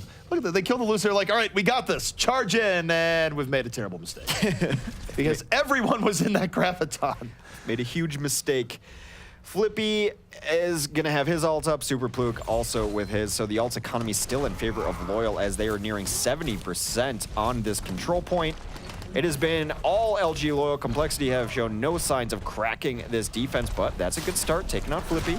Flippy was, I'm not sure why Flippy was that far out and away from his team, but certainly immediately punished for it. So LG Loyal now in a 65 situation, but they have Soundbearer to compensate for a bit. They take down Torque. Now it's 5v5. We'll see if Complexity can find anything there. Meza gonna drop the Earth Shower, knocks down one. Not highest value, but might be all that they need to crack this point, because now Spree, realizing he's outnumbered, gonna have to back out. 100% energy is gonna help you with a Reinhardt shield or Reinhardt hammer in your face. Well, 99% on there for Loyal. Super Pluke gambled with his Earth Shatter, ended up just shattering some shields, whereas Meza was able to flip that around. Now the hold will come on for compLexity. Have to hold the rest of the map, as Loyal is only one fight away from getting it. A lot easier to hold this than to take it, though, so not out of the realm of possibility. So for compLexity, they're gonna have to hold on for the rest of the map, about 14 fights worth. They have a Graviton to set up this fight pretty well. Graviton comes in, pulls in 3, fall through, not potentially there immediately, but they get reels at the very end. So even just 2 off that Graviton is enough to stuff this push where it stands. And this is gonna force LG Loyal back, but now they know they don't have to deal with the Graviton on the next fight, and they have many fights to go. 2 to 3 perhaps fights for them to take it back. As we mentioned, 99% already, but look at this, compLexity getting to about 50%. If they don't win one of the next 2 fights, Loyal will throw away this 99%. And again, we look at the economy here because you're gonna need ults to break through. compLexity only used the one in the last time. They're gonna have another giant Earth Shatter possibility though, although a little less reliable than Graviton as far as fights go. Nicholas holding back here with the barrage, and this is where compLexity needs to make a move sooner rather than later. There's the barrage coming in, immediately cracks a shield, and Soundbarrier, no, that is not going to be enough to save Nicholas from the Roadhog Vengeance. 2 kills here from LG Loyal, and they still have the Graviton as cleanup. That could be very big here. There's the Graviton coming in, gonna pick up 1. They get the cleanup right away. And Torek is very outnumbered here. This is not good. This is not where you want to be as Roadhog. But he's gonna go drop the whole hog, gets healed up at the very end. Look at that healing coming in from Ana, able to stay alive just long enough to get thrown off the edge, but he buys so much time. It's a combination of Shake and Torque there. Yeah, Joe was able to get in very quickly on the Lucio to keep him alive and cause some presence that you're very afraid of a Lucio on this point because of the boop potential. Still fighting now, both teams at 99%. LG Loyal has a little too much though. Nesh unable to hit that jump, goes down into the abyss. 2-0 on Nepal so far for LG Loyal, looking to tie up this series. In general, LG Loyal, they won the early fight, and they managed ult economy well to give themselves a near insurmountable advantage. By the time compLexity actually retook the point, they were in an incredible hole to where they would have had to play perfectly.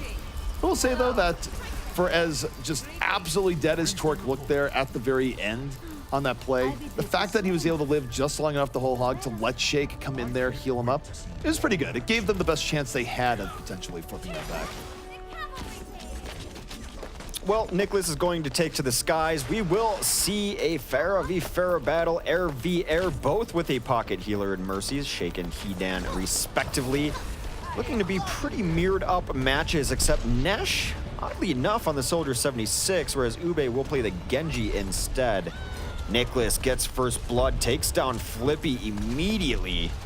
Well, that damage boosted rocket definitely showing no mercy to a Tracer, though Nicholas getting bursted by those Genji shurikens.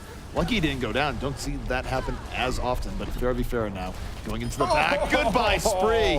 Nicholas taking out Spree's legs from under him with that rocket. And compLexity, better start here this time around. Going to be getting first cap in all likelihood. Still a little bit of delay coming out here, but it's an overwhelming edge right now for compLexity. It's been Nicholas in the skies, able to hit all of these rockets. He has pressured out people he hasn't killed. The Pharah play coming in from him has been great, even though now they're equalizing it up. Spree's back in here. These first fights on Nepal have been brawls. These first fights on Nepal last a lot longer than you might think from time to time, but a little bit extra delay coming in here. I don't think this is super worth at this point. They're not getting any progress to begin with, but you're not super likely to flip it over. I mean, they're still going for it, but now the problem is that the point is in favor of compLexity, and compLexity is more than willing to have a drawn-out fight here. So see if it works out for LG Loyal, but this is always a risky situation to start fighting and keep yourself in, because you just see both teams trading out 1-for-1 now, which compLexity is totally okay with. As long as the point is in their possession, Flippy does get 2 kills in a row, so maybe the time for LG Loyal to bring it back, but now Mez is in there. Mez is going to prop Primal Rage, too. You will trade that for percentage points every day of the week and twice on Sundays. So Nash comes in, Tactical Visor, cleans up the point, 36% for compLexity as the fight finally seems to be winding down. LG Loyal will regroup and come in here as 6 for the first time this stage. And that's the real problem, though, towards the very end, when the game sometimes gives you the illusion that you're so close to winning a fight. And the actuality is that you'll never hit critical mass to take the fight unless you back out. So because of that complexity, off of one fight, basically got 52%. And that's unfortunate for LG Loyal. It gives them way less buffer room to work with as Nicholas holding onto the barrage, coming in over the top. Doesn't use it here just yet. Could use it to take out Lucio, but instead lands 3 well-placed rockets. Doesn't need to use the ultimate. Might even get to save it, but no, he's going to use it off this res right here. There it is. Doesn't get what he's looking for immediately, but gets Mercy, which might be enough. Not as much as he was expecting, but does take down the prime targets. Forces out the pulse bomb from Flippy too. A couple of ults come out here from Loyal as Ube does also use his Dragon Blade, but to little effect as Meza able to punch him with the Primal Rage form 90%. It is down to it for Loyal. Some late switches. Ube will go to the McCree instead. They will have a chance to get on this, and Pluke will have Primal Rage, so they can draw this fight out. Ube going to the McCree is interesting here. Clearly, they're seeing Nicholas as a threat that needs help with, as Ube. For 76, actually going to be scaring off Nesh in that situation, but the rest of complexity on the point still in a dominant position. Oh, you can't have that happen. You gotta finish that kill. Well, I'm not sure it caused the fight to be lost one way or another, but complexity is certainly cleaning up this fight. The last 4 kills going their way. LG Loyal not getting the engage they're looking for, and complexity hoping to find a way back here on Nepal. Very good with the air war. They won Pharah v Pharah. Definitely a couple mid-air shots. Got a lot of damage going on. It won it in the sense that they forced LG Loyal off of it at the very least, and they did not look as effective when they did not have Spree in the sky.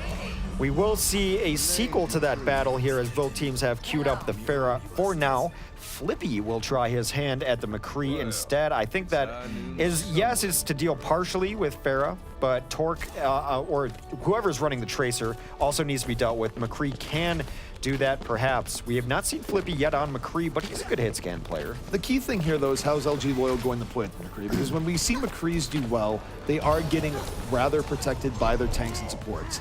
Because I don't care if McCree is very good against Pharah or Tracer, if you have both of them combining on you at the same time, you're probably not going to live. So unless you have support from the rest of your team, that gives you those open shots. So we'll see how Nicholas and Torque play this. We'll see how LG Loyal plays around Flippy.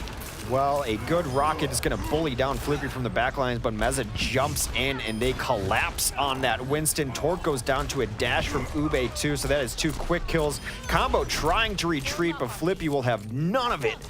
Takes down Shake as he tries to get out. Now that Lucio has to get out, they're going deep on that dive. Think better of it and will back out now. A decisive fight for LG Loyal to take first point. LG Loyal able to make most of it here, and the one nice thing when you do run a McCree here is that does make your defending a little bit easier. It's where McCree, who is not super mobile, can get better positioning to get in on normal spots, and it just helps for setting up in these situations. And you see Ube right now, relentless, really working to build up the Dragon Blade in the left side. Not gonna be enough. Dice to the Winston in the end, but the rest of LG Loyal is cleaning up because I think they did just overcommit there onto Ube. Meza, who I thought was going to be the first death, ends up being the last death. A clean kill late there on the Torque from Flippy too, who's hit some nice headshots.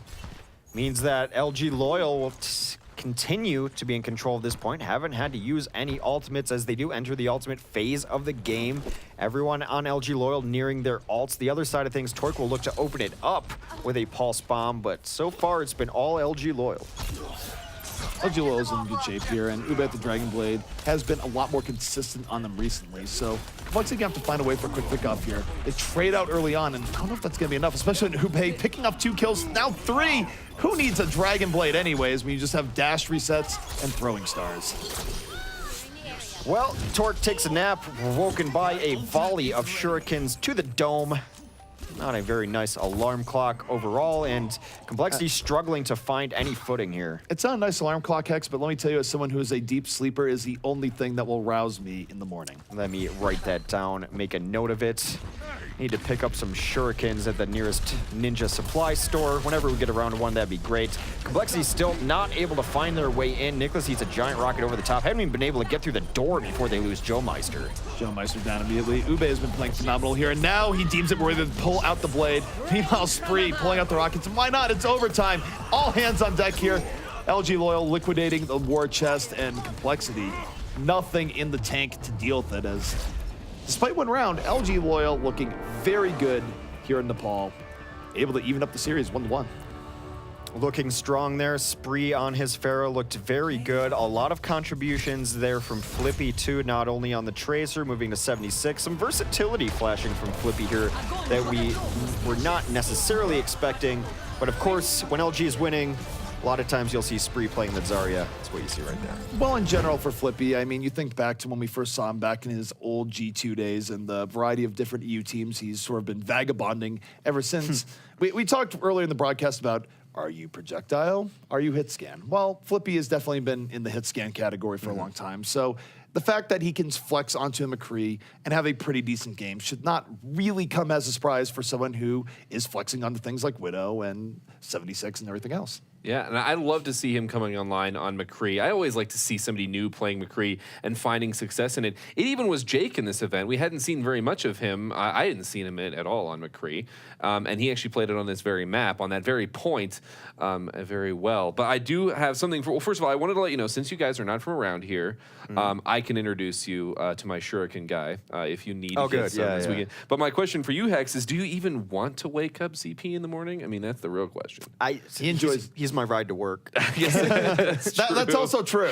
It's not Chicago. You can't walk everywhere. I know, unfortunately, or it's take terrible. the I'm used to public- being able to walk everywhere. Yeah, and we're trying to improve our public transit system, but you know, out here in the Wild West, everything's so far apart. Let's just say Hex enjoys his alone time. There. Moving right along. I take walks. That's good. That's good. It shows. You're very fit. Let's talk about Flippy some more.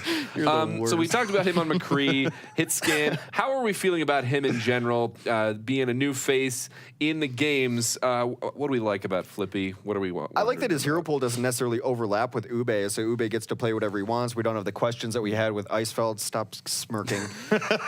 Flippy, he seems to be a Swiss Army knife right now. He's not necessarily giant standout plays, but he's filling the gaps of what they need him to fill in. He's able to bust out that McCree like seeing, and it does offer them the ability to run a top-tier Widow, which before, like, Icefeld could run it, but I think Flippy's Widow is probably their best option on the team. Flippy's been a solid fill-in here, and I think the key word there is actually solid, because I think the Icefeld, you were riding that train of very high highs, very low lows. Now that you're riding with Flippy here, Flippy at the very least, he hasn't had the habit that Icefeld had of sort of disappearing for moments at a time. And I do also appreciate the comment about it, the overlap, because we are starting to see that become more important. And it's been a question for both of these squads at times, compLexity and LGL, of like, well, who's going to play what? And I think that definitely helps them with that. I still want to see more from him. Liked the McCree showing, but if he's going to stand out and really push this team to the top tier, he's going to need to do a little bit more. What about Nesh? Let's do a little check-in on Nesh on the same side if we're flipping things over team-wise. Well, Nesh, again, you look at what he's offering compLexity. Right now, I wouldn't call it dominant, but he is giving them probably the most convincing triple DPS ability that we've seen from them in a long time.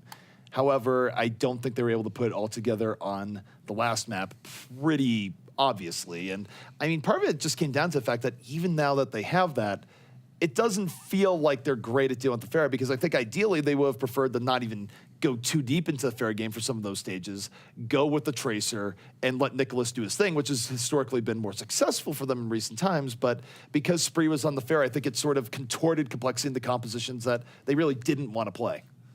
Well, you know what? We have our next map. It is going to be Gibraltar coming into map number 4. And we've seen quite a bit of Gibraltar. We did see our first Dorado in a while earlier, but we will be back on Gibraltar. And coming out with these two squads, what we've seen from them both today, how are we feeling about their chances? I wonder if compLexity is going to be as aggressive on the defense as we saw on Kings Row, because it's something that the old guard teams, per se, have been going... The old guard teams have been playing more aggressive lately. I can't not laugh when ZP's laughing. It's very difficult for me. So I'm going to look at you while I say this. Let's talk. Some of the older teams have been playing a much more aggressive style that we've seen Renegades and Hammers Esports, now LG Evil, coming into as well. We saw Immortals play a little more aggressively on their defense, holding forward first. We saw that spawn from the spawn camp from compLexity on Kings Row. That's the question I want to see answered, where they're going to hold on here, if they do try to get a little more aggressive, if they add that to their game. Well, the cool thing about Gibraltar is that you do have a big mix-up in how teams are defending on Gibraltar now, where are you going to see the team really deep dive at the very beginning, sort of how Rogue was really putting in the vogue back in the last OMM? Are you going to see teams hug the server room, or are you going to see teams defend near the latter point, but more crossfire-esque instead of really piling the one position? So Gibraltar is a map that has a deceptive amount of depth in regards to your defense. Yeah, and I am always curious to see what compLexity has to bring to these, because they're the teams that seem to be really theory crafting and building individual set plays, and we saw that earlier with their aggressive flip-flopping defense, as they've been the one on the receiving side of that on Kings Row in this event. And but my question is, they picked that card from some of these new teams. I want to see what they can do with an entire deck, because after that, they did not have very much else to do on Kings Row. And so if they do have something like that, a set play that they have coming in, I want to see what they can do after it's broken through, because compLexity, they need to win on all fronts. Like we saw Immortals do earlier, we need to see one of these teams come out on top. And I'm really trying hard to talk to Hex as well right now, because it's so hard. I'm not saying anything. Out of control over there. Out of control. I am not saying anything until it's commented on. There it is. Well, we're going into it right now. Sunny, Watch Point, Gibraltar. And you guys talk about how hot it is there. Honestly, it just looks like next to that cold, that cold ocean, it still looks like it'd be a nice place to go. Of course, it was 75 here today, so maybe I'm not the best one to talk about heat. Take it away here for the tied series, 1-1 compLexity versus LG Loyal. I will say that even if it is incredibly hot outside, the hangar does look rather air-conditioned. At least that's the impression I get. It could actually just be a sauna. But that would be a difficult building to keep cool, especially with all those doors around. We talk about maintenance costs on Eichenwald. I cannot imagine the heating and air conditioning cost of a shuttle building. Well, look, we are in the era of hover shuttles and everything else. I feel like we've improved our air conditioning tech in that time. I don't think it's just going to be a wall unit that's buzzing, buzzing out the window. Well, you have to cut costs somewhere, okay? What can I say?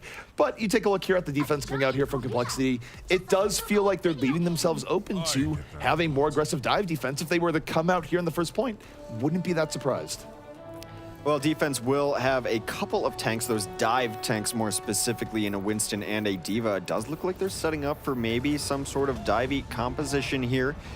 As the offense will come out, we'll see how the defense reacts. Do they go forward? Do they pull back? The high ground has been taken. Flippy nearly dead, 2 HP. They're not. They do finish that kill. Nicholas finishes what he started. This is actually going to make it pretty rough for Flippy on the Widow if the defense is in his face here, because you're not going to get the sight lines you're looking for. I guess you can try and snipe out of spawn, but it does make it difficult if the defense is holding back enough that you don't get the spawn sniping areas, but so forward that you can't really snipe anything else.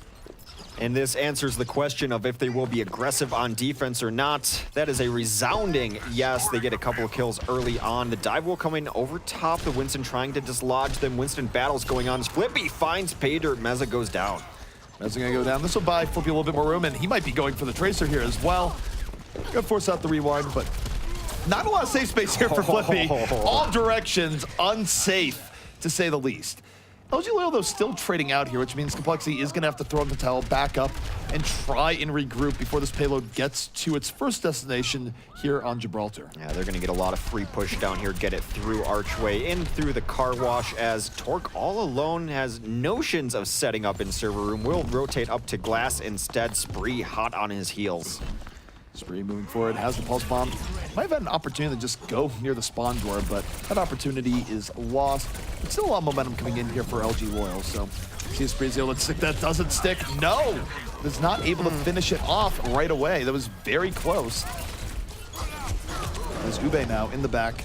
Gonna try and bring this back around, but compLexity is starting to bleed LG Loyal here. I don't even know if he wants to use the Dragon Blade in this situation. Certainly not with 98 HP. Meanwhile, Torque with the cleanup nano visor, going to evict LG Loyal. So compLexity, in a sense, their Hex got the best of both worlds. They had the early oppression in the opening, but they did recover in time to set back up here near server. One of the reasons that you see teams being more aggressive on their defense is it's not necessarily a zero-sum where you lose the first fight, you lose point. You generally have time to set back up. Now, getting into right position and setting up that defense again is another story, but that's exactly what compLexity has been able to do. Flippy has gone off of that Widow as his life was miserable against a Winston, Tracer, and D.Va. He's going to switch to 76 instead. Ube being bullied off the top right into the welcoming arms of a Winston. They have to burn Transcend because of a Pulse Bomb. And Ube's not able to get any of that spiritual enlightenment that was going on there, so he doesn't get healed up. He doesn't get a chance to pull out the Dragon Blade, and somewhat disorganized here for LG Loyal. They do pick up 2 kills towards the end, but again, this can be a bit of a trap because compLexity has enough to still contest and respawn and come in, and LG Loyal has been picked down a bit, so the longer compLexity can keep this going back and forth, the better, because the payload still has not hit where it needs to go. Still, Sound Barrier going to be coming out here for compLexity.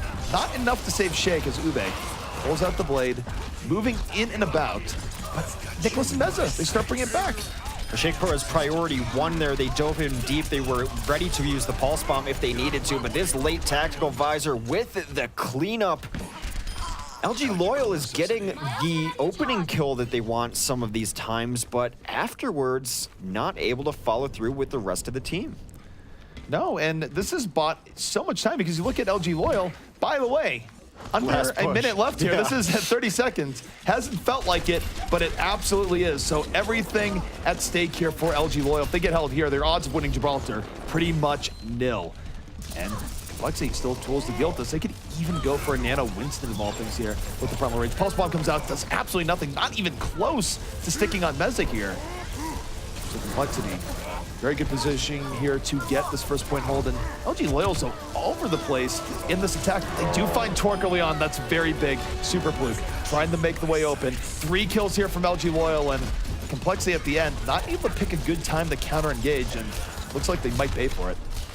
Nash was able to shut down a lot of this tactical visor. Will use a self-destruct, gets Flippy of all things. Mez is still on the cart trying to pull this back. He's played a very patient Winston. Here's the problem, LG didn't finish off this fight in time as far as it goes, and they're giving compLexity a second chance to bring it back. Ube, though, perhaps slamming the door, in this case, slamming the blade into compLexity. 3 kills there from Spree at the end as well, and compLexity still able to delay, but it does look like that delay is finally going to come to an end. But I don't think compLexity even should have had that second attempt to do that. LG Loyal just not finishing their play in time for a while there. Welcome. They did end up trading out ults. It looked good for compLexity in the beginning as there were ults forced out from Loyal to make sure that they were able to take that point, but compLexity ended up burning some ults too, just to stall out in the hopes that they would bring it back. So now we enter the shuttle phase of the game. compLexity is going to need to win a fight somewhere to stabilize. You ideally want to be in this shuttle on the defense or on top of the shuttle, but so far offense with momentum has taken away that high ground advantage. Nicholas gets out-traced by Spree on the Tracer. Anytime you can win a Tracer one-on-one like that decisively, you're giving your team an enormous shift in momentum and power. And as a result, LG Loyal just carving through compLexity here in the hangar phase. It might not even be much of a hangar phase for compLexity. You have Torque coming out here with the attack visor, but you need at least a little bit of distraction. I guess Nicholas will be that distraction. Torque pops attack visor. No, the stick! That stick. Is it going to be game-changing here? Because he has 1 support looking for the second, trying to finish off Reels here, but Reels giving Nicholas a bit of a slip. Nicholas didn't go in as hard as he probably should have. And as a result, he lives. But Ube, Dragon Blade out here once more, cleaning out some of the remaining members of compLexity. In over the top, takes down Joe Meister with the final slash. It is looking like hangar phase should be over in a moment. compLexity, though, still trying to get back on this point. Well, Mez does charge back in. He's swinging aimlessly at these teams up here. Roadhog has notions of stopping this as well. Those dreams are dashed as he's dashed through by the Genji.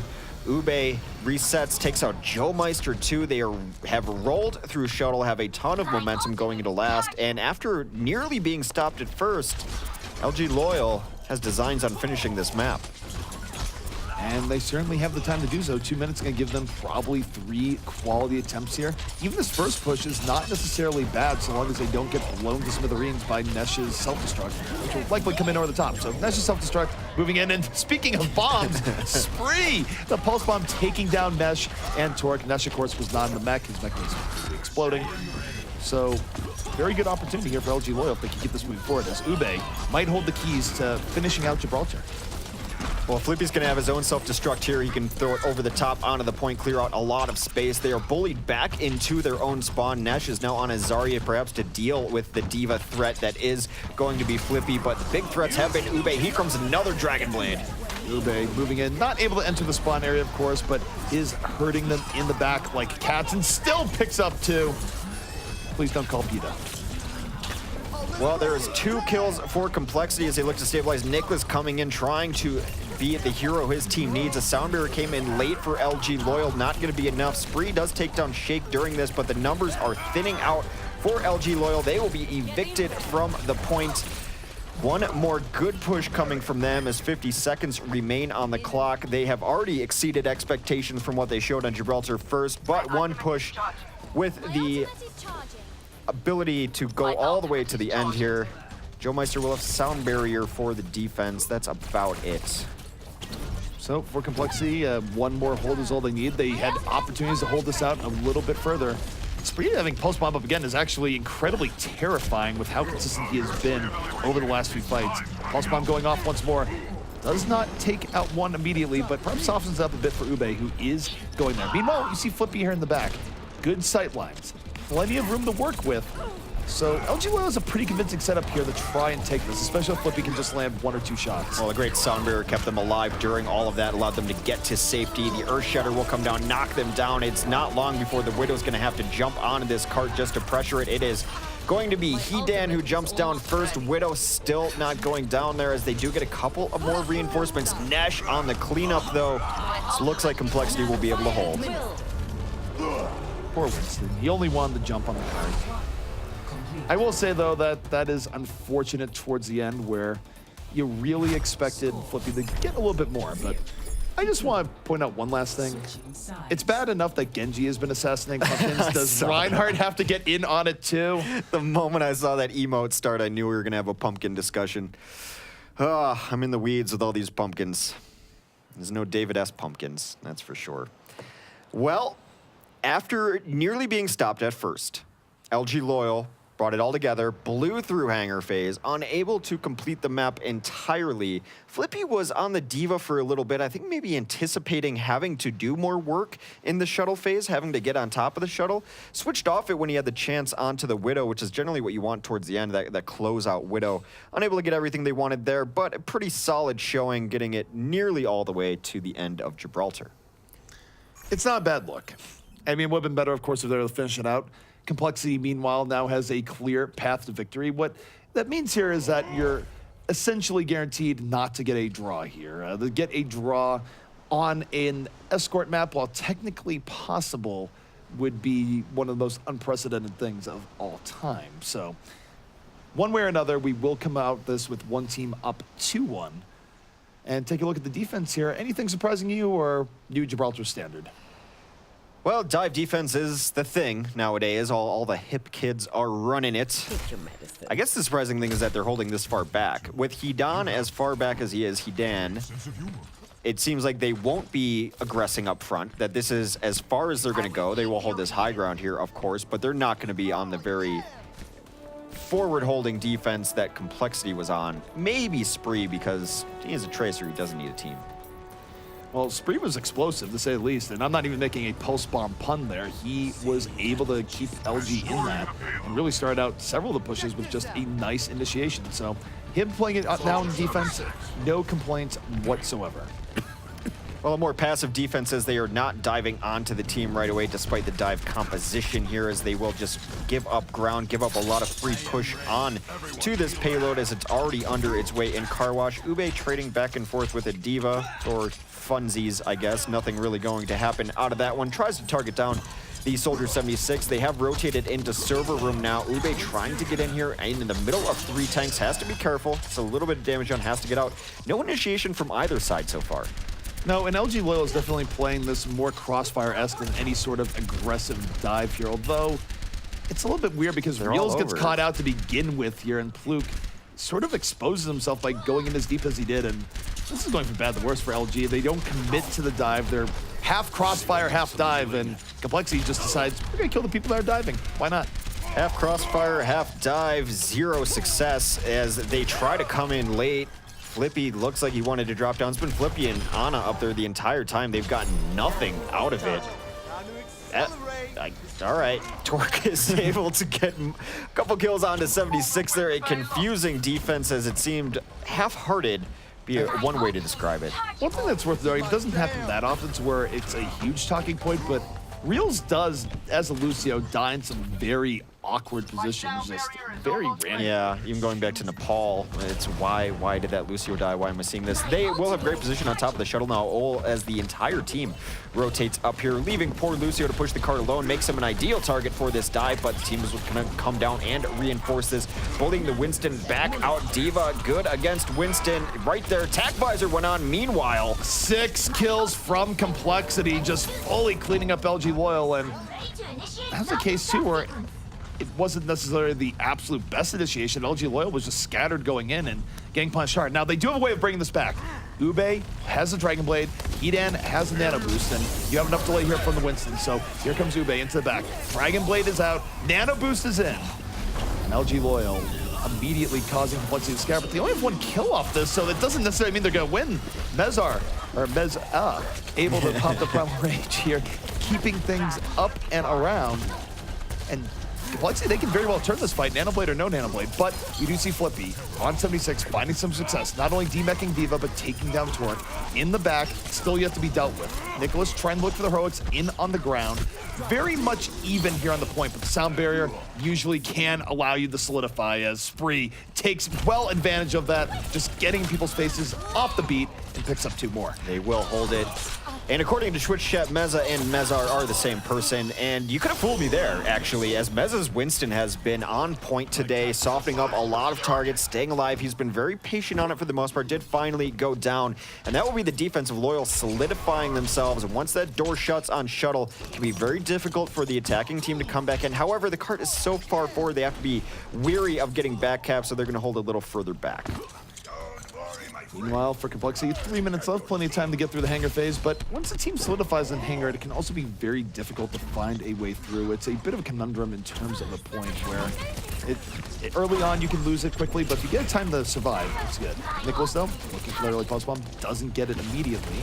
And for compLexity here, they're coming in from multiple angles, trying to slowly crack this, and I think LG Loyal's conceded a lot of space to them here. Tracer v Tracer in the back line, but Diva gets demeched, and here comes Ube.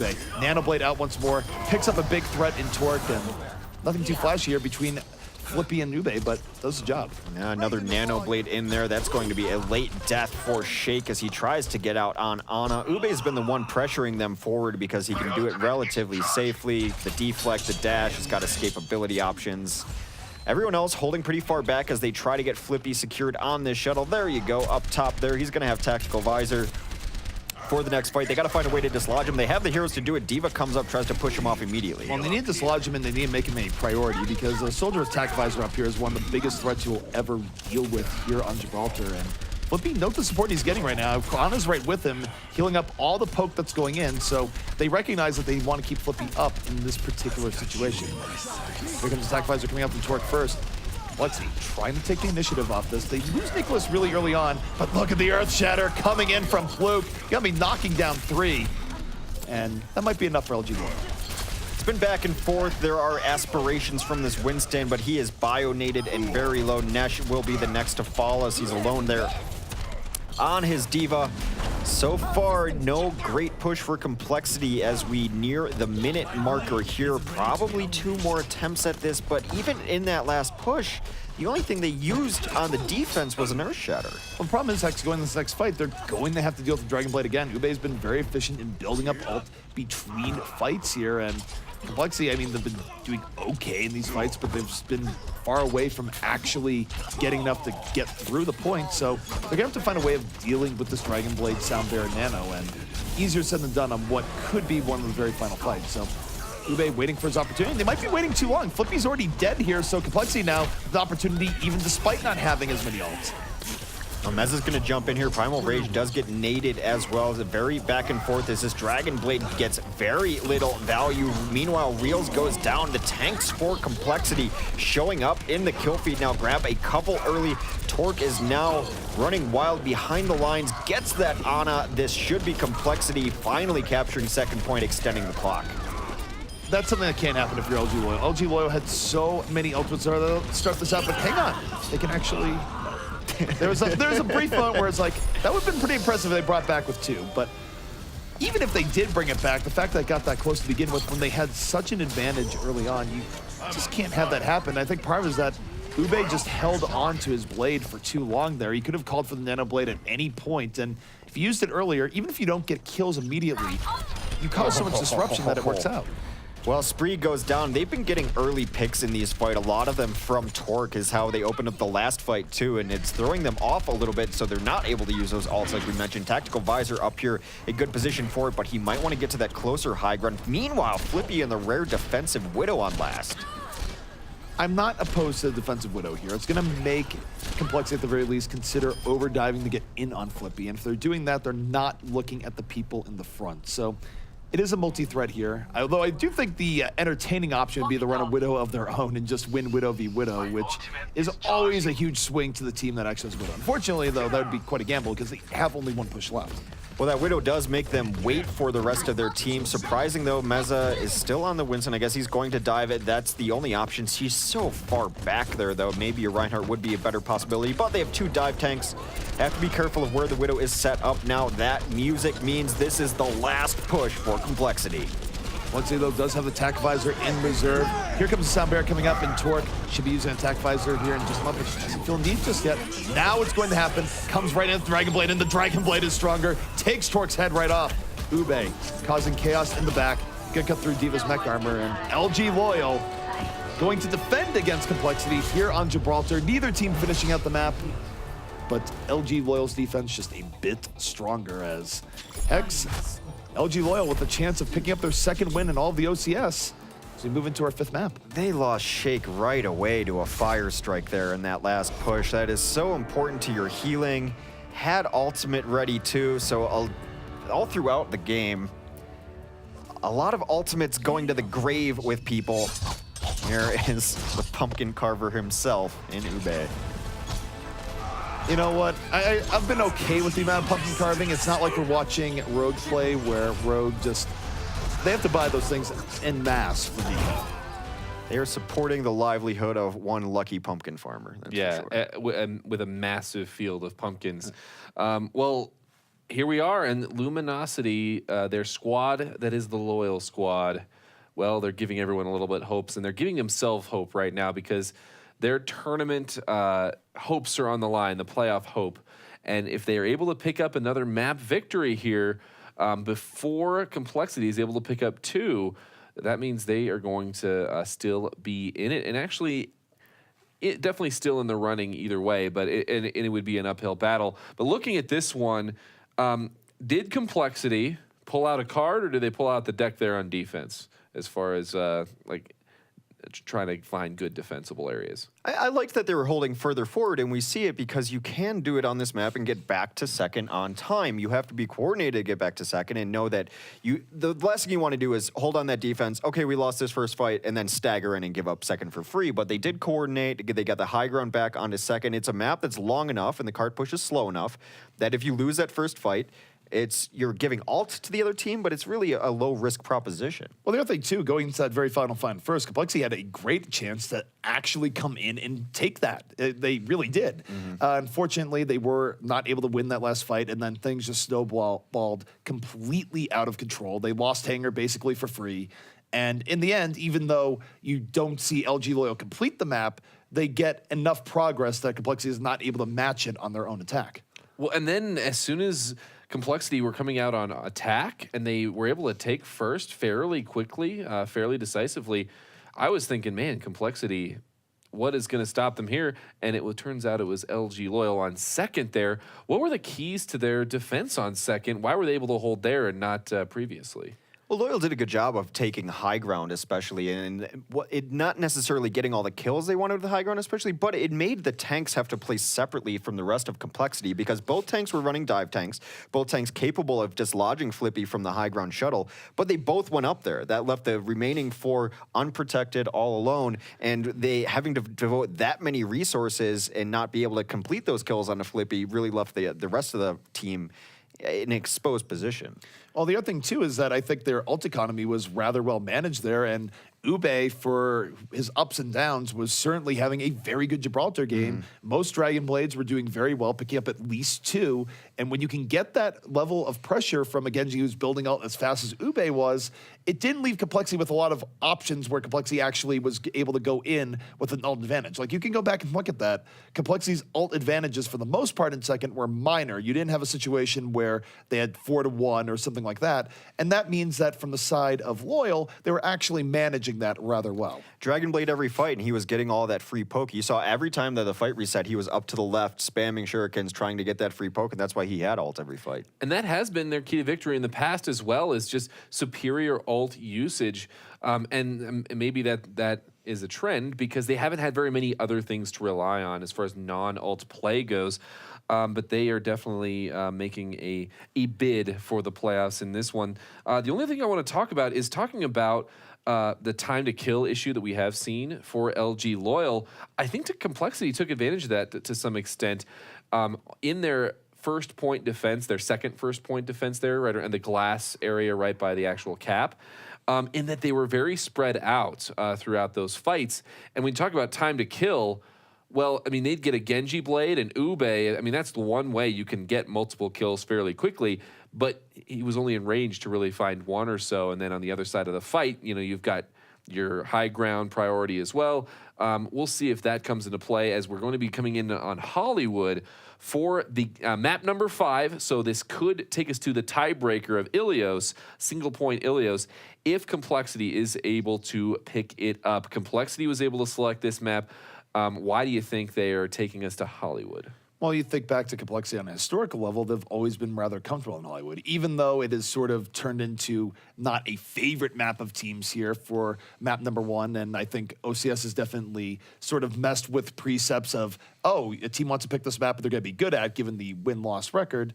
But there was an era where we're not going to see it this time, where Complexity would come out with a Sombra and have good first point attacks. And I think even though they're not running the Sombra, Complexity is more confident in their ability for first point attacks, particularly on Hollywood. I think Eichenwald first is obviously a lot more difficult to always have a coordinated attack. Hollywood, more open, less defensible, more up Complexity's alley if they can have a quick first strike and build momentum in the second. I imagine both teams will be running dive offense. What would be interesting to me is I think Loyal might include a Widowmaker here. We saw Flippy come out with the Widow, try and get those giant grapple shots in the beginning. It did not work all that well for Loyal. One of the things, again, to look at, just talking about time to kill. This map, it seems to bite Loyal more often than others. Complexity could run a builder here that has also thrown Loyal for a loop a lot of times. So watching them the other day against Evil, this map did not look great for them. Complexity, I expect their first attack to go well. It's just after the first set plan happens, what do they do next? Yeah, another hero that we have seen a little bit, and we've seen actually a pretty wide diversity of heroes on this map in history. But Farah, do you think we're going to be seeing a Farah out of these teams? They have prioritized it on previous maps. Is this something they want to bring to Hollywood? Yes, I would hope so, especially second phase. It's been odd, though. Hollywood has gone through so many phases of... There was a 2-month or 3-month period where no one even bothered with rooftops, any hero at all. And that was largely because of the tank meta. Now we've seen sometimes if you get a 76 up there, you force the other team to put a tank, but Westworld has been rather unpredictable. Well, the other thing about Hollywood, too, is that neither of these teams, I mean, you do see Spree come out with good Farah play for LG Loyal, but they don't put Spree on Farah as often as you would, say, see Renegades put Mangachu on a Farah, other teams that really like running Farah all the time. So Spree comes on a Farah, not going to be too surprised here in this case, but going in, I don't think either team is as dependent on Farah as some of the other teams in the tournament. It just can be very good for dislodging Soldier from Cafe, which is generally, despite what teams play on Hollywood, it's always been a point of contention. Whoever is on that Cafe is going to have to get knocked off of there. Briefly, we saw Bastions on there. I don't believe Hedan will stay on this Bastion, but compLexity in position on defense to play aggressively. This is where Torque is going to line up. This is a new wrinkle to their formation, if you will, and they've had some good success on Hollywood defense playing this aggressively, but it can be punished. Flippy's on the Widow, so he could actually just get popped immediately in his position. This, oh, scary. That could have gone very poorly in a very dramatic and hilarious fashion. That still could, as Torque has not gotten out completely. He rolled up those stairs trying to still get some pressure in there. Pressure not coming to fruition for this compLexity defense, trying to be aggressive, and now Flippy trying to hit shots. Offensive Widow here. Have seen highlight moments out of this hero before on Hollywood.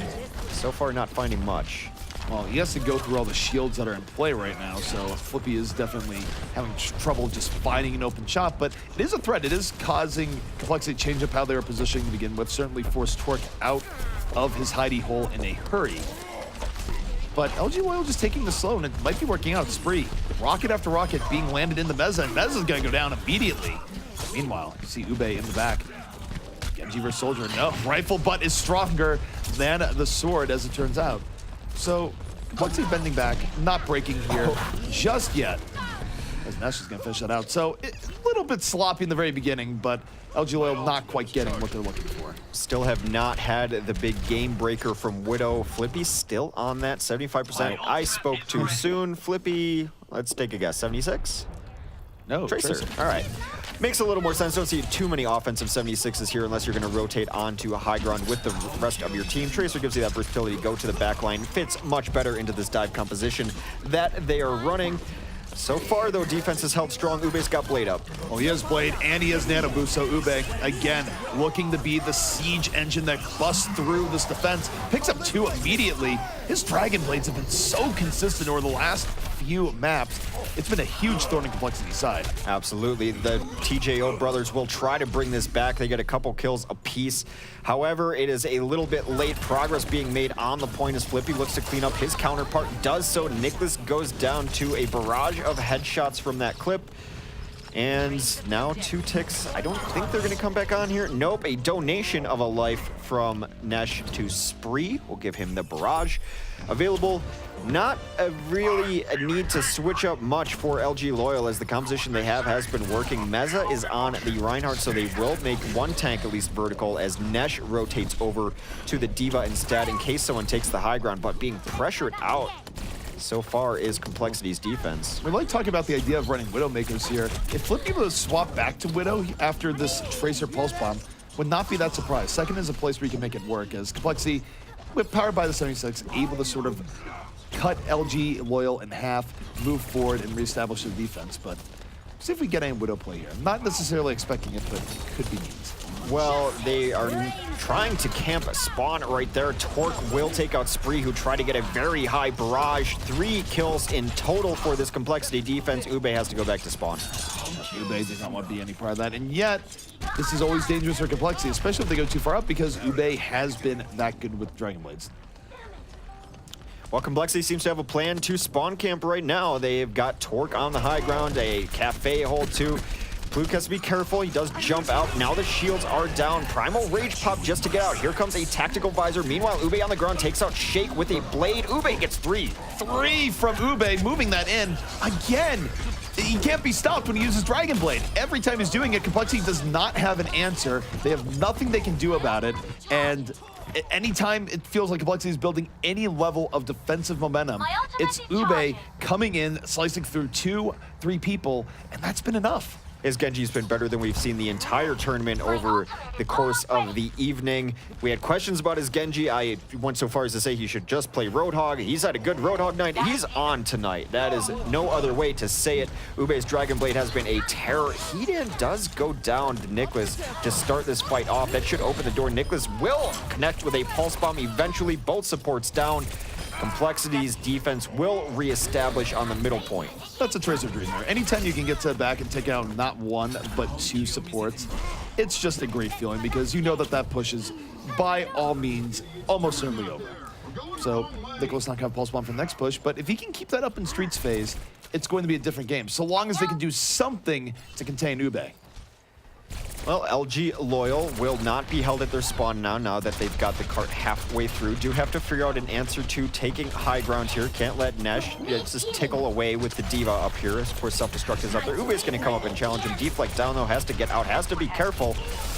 Wow, almost slowed down by the Diva here, and he is! Ube going back up way too late, and he just thought he grabbed the health. Either way, self-destruct coming in here at the very end. Doesn't pick up much of anything, so LG Loyal still have some outs here, but not for much longer. The attack visor comes in from Torque and does all sorts of terrible damage to the back line. So compLexity hitting more of a groove here. It's just the real question, what is the next Dragon Blade going to look like? Because it's not that LG Loyal has been cracking compLexity too much without it. It's just once they have it, not only do they win the fight, but they usually get momentum to take the next 2 or 3 fights. Torque's going to take the slow ride up, and it is Ube who will be watching there. As you mentioned, Dragon Blades have cracked it open for LG Loyal time and again. He's up top. He's got Ana in his sights. Deflector, her own Sleep Dart back at her. Beautiful deflection there by Ube, but it does limit him to only 1 kill for the time he's in deflect. And now the counter engage coming in from compLexity. They find a way around Ube, and they absolutely just dive in the Loyal from all sides right after. So Ube not able to make that one work out quite as well as he would have liked. And he's not getting Dragon Blade up for the next fight, so for LG Loyal, they will have to find a different way of winning this next fight. Torque's going to have a stern talking to that elevator later. That is twice that it has shunned him right in the grill. He will take the slow ride up. A lot of entry damage onto Ube, who's going to have to wait before he gets in. They will send someone up top to deal with Torque, who has been untouched. Now they've got 5 on the cart. Where's compLexity waiting to collapse? They are waiting to collapse right now. Ube, of course, nowhere close to that Dragon Blade. Spree, though, holding the ground time. No, he doesn't even get the chance. Picked off by Nicholas before he can drop that off. 3-1 now in favor of compLexity, and not a whole lot of heroes left here for LG Loyal. Flippy outnumbered heavily. We've seen Tracers do some crazy things, but this feels like mission impossible here for Flippy, just under far too much pressure. Best case scenario is delaying a little bit for others to come in, but it's just too far. A bridge too far indeed. Not able to capture second point. Flippy's Tracer is fine in the Tracer v Tracer, but otherwise been somewhat unremarkable of his heroes that he's played tonight anyway. Gotta give credit to Torque on the 76, was a big thorn in their side, so much so that they sent a lot after him up top to be able to deal with them.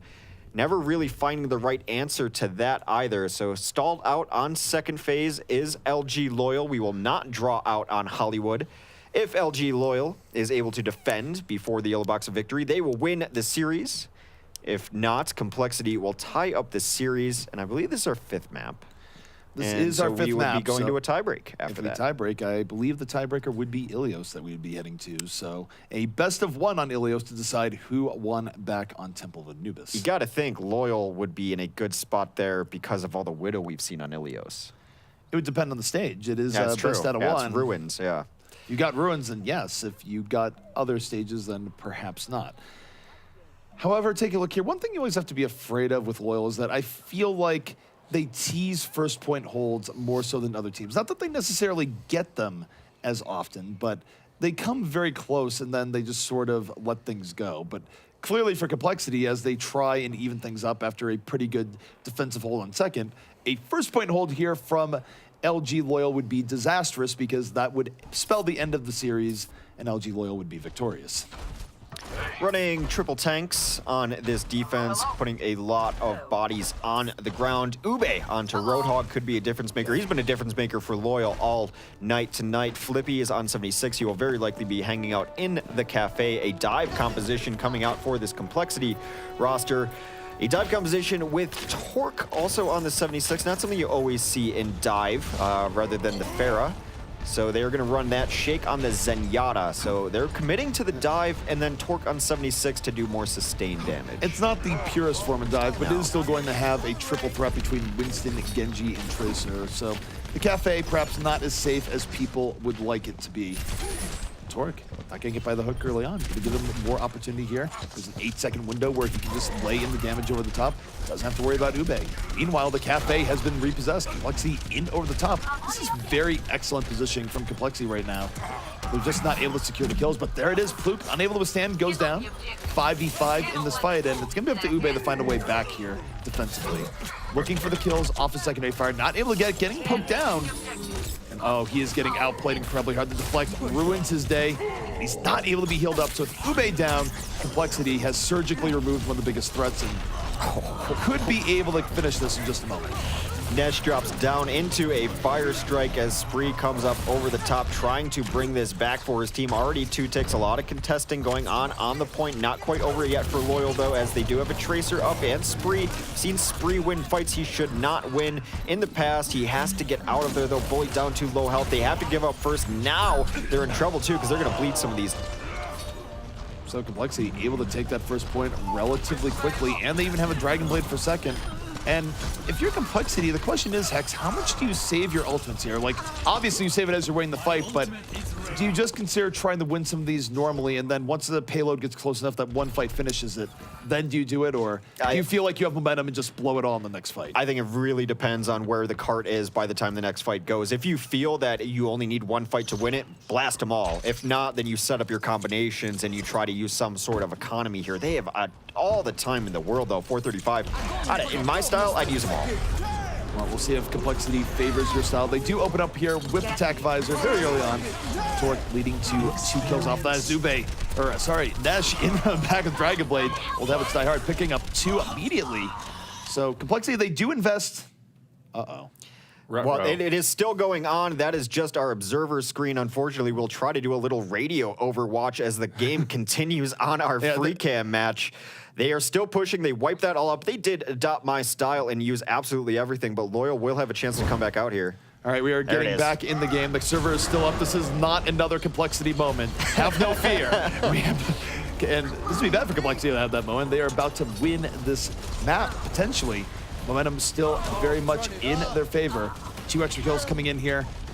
LG Loyal just trying to delay and find a way to let Flippy turn this back around, but Flippy under a lot of pressure. But there's a pulse bomb! They find a way, perhaps. 2 kills. And here comes Ube, Dragon Blade out. The ultimates coming in from the LG flankers, going to let them flip it right back around.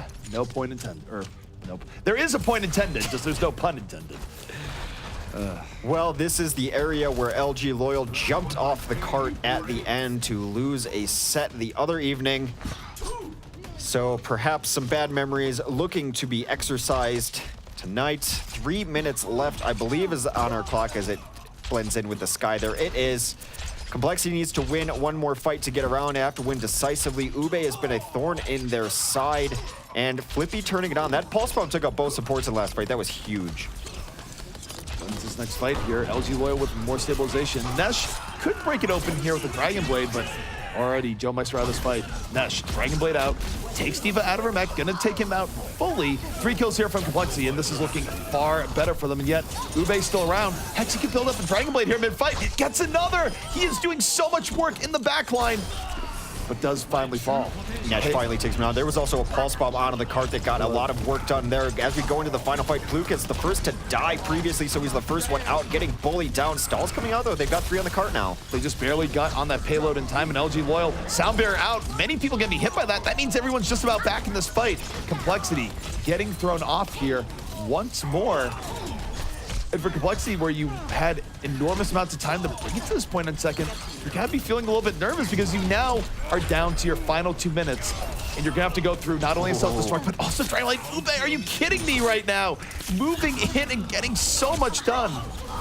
Finally goes down, but this has felt like a different Ube. Well, let's remember the night that they ended up getting off of the cart and losing it, it was compLexity they were facing, and compLexity was struggling before that, throwing ults in, kind of staggering deaths in this exact same area. So a replay of that. 90 seconds remain for compLexity to try to take this map. Ube will have that nano boost to aid his Dragon Blade here, and that means if they win with this nano blade, it's going to leave compLexity with a very limited amount of time for their final push. So LG Loyal in a very good position, but Nesh coming in, Dragon Blade out, 3 people already down. This Dragon Blade that comes up on Ube is not going to be nano boosted, but he doesn't care. He's moving in, picks up 1. Is he gonna get more? Is it going to be the tide turner he wants? Doesn't look like it. He falls in the back line. compLexity, yellow box of victory, moving up. And I gotta say, credit where credit is due for Nesh for going in. Wait, standard delay coming in, not quite enough. Well, how do you feel about Greece? How do I feel about Greece? Well, I do think we're going to be going to Ilios. I was thinking of another conversation happened earlier today where Greece was called something unflattering. I was just like, can't possibly be referencing that, but No, Greece Lightning? I'm politically correct. But we'll see what the play of the game is.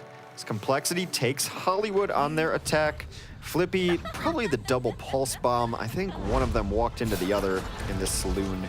most likely, but I just threw it on the ground. Happy birthday to the ground. oh, the ground was explosive and 2 people wanted to join in the party, X.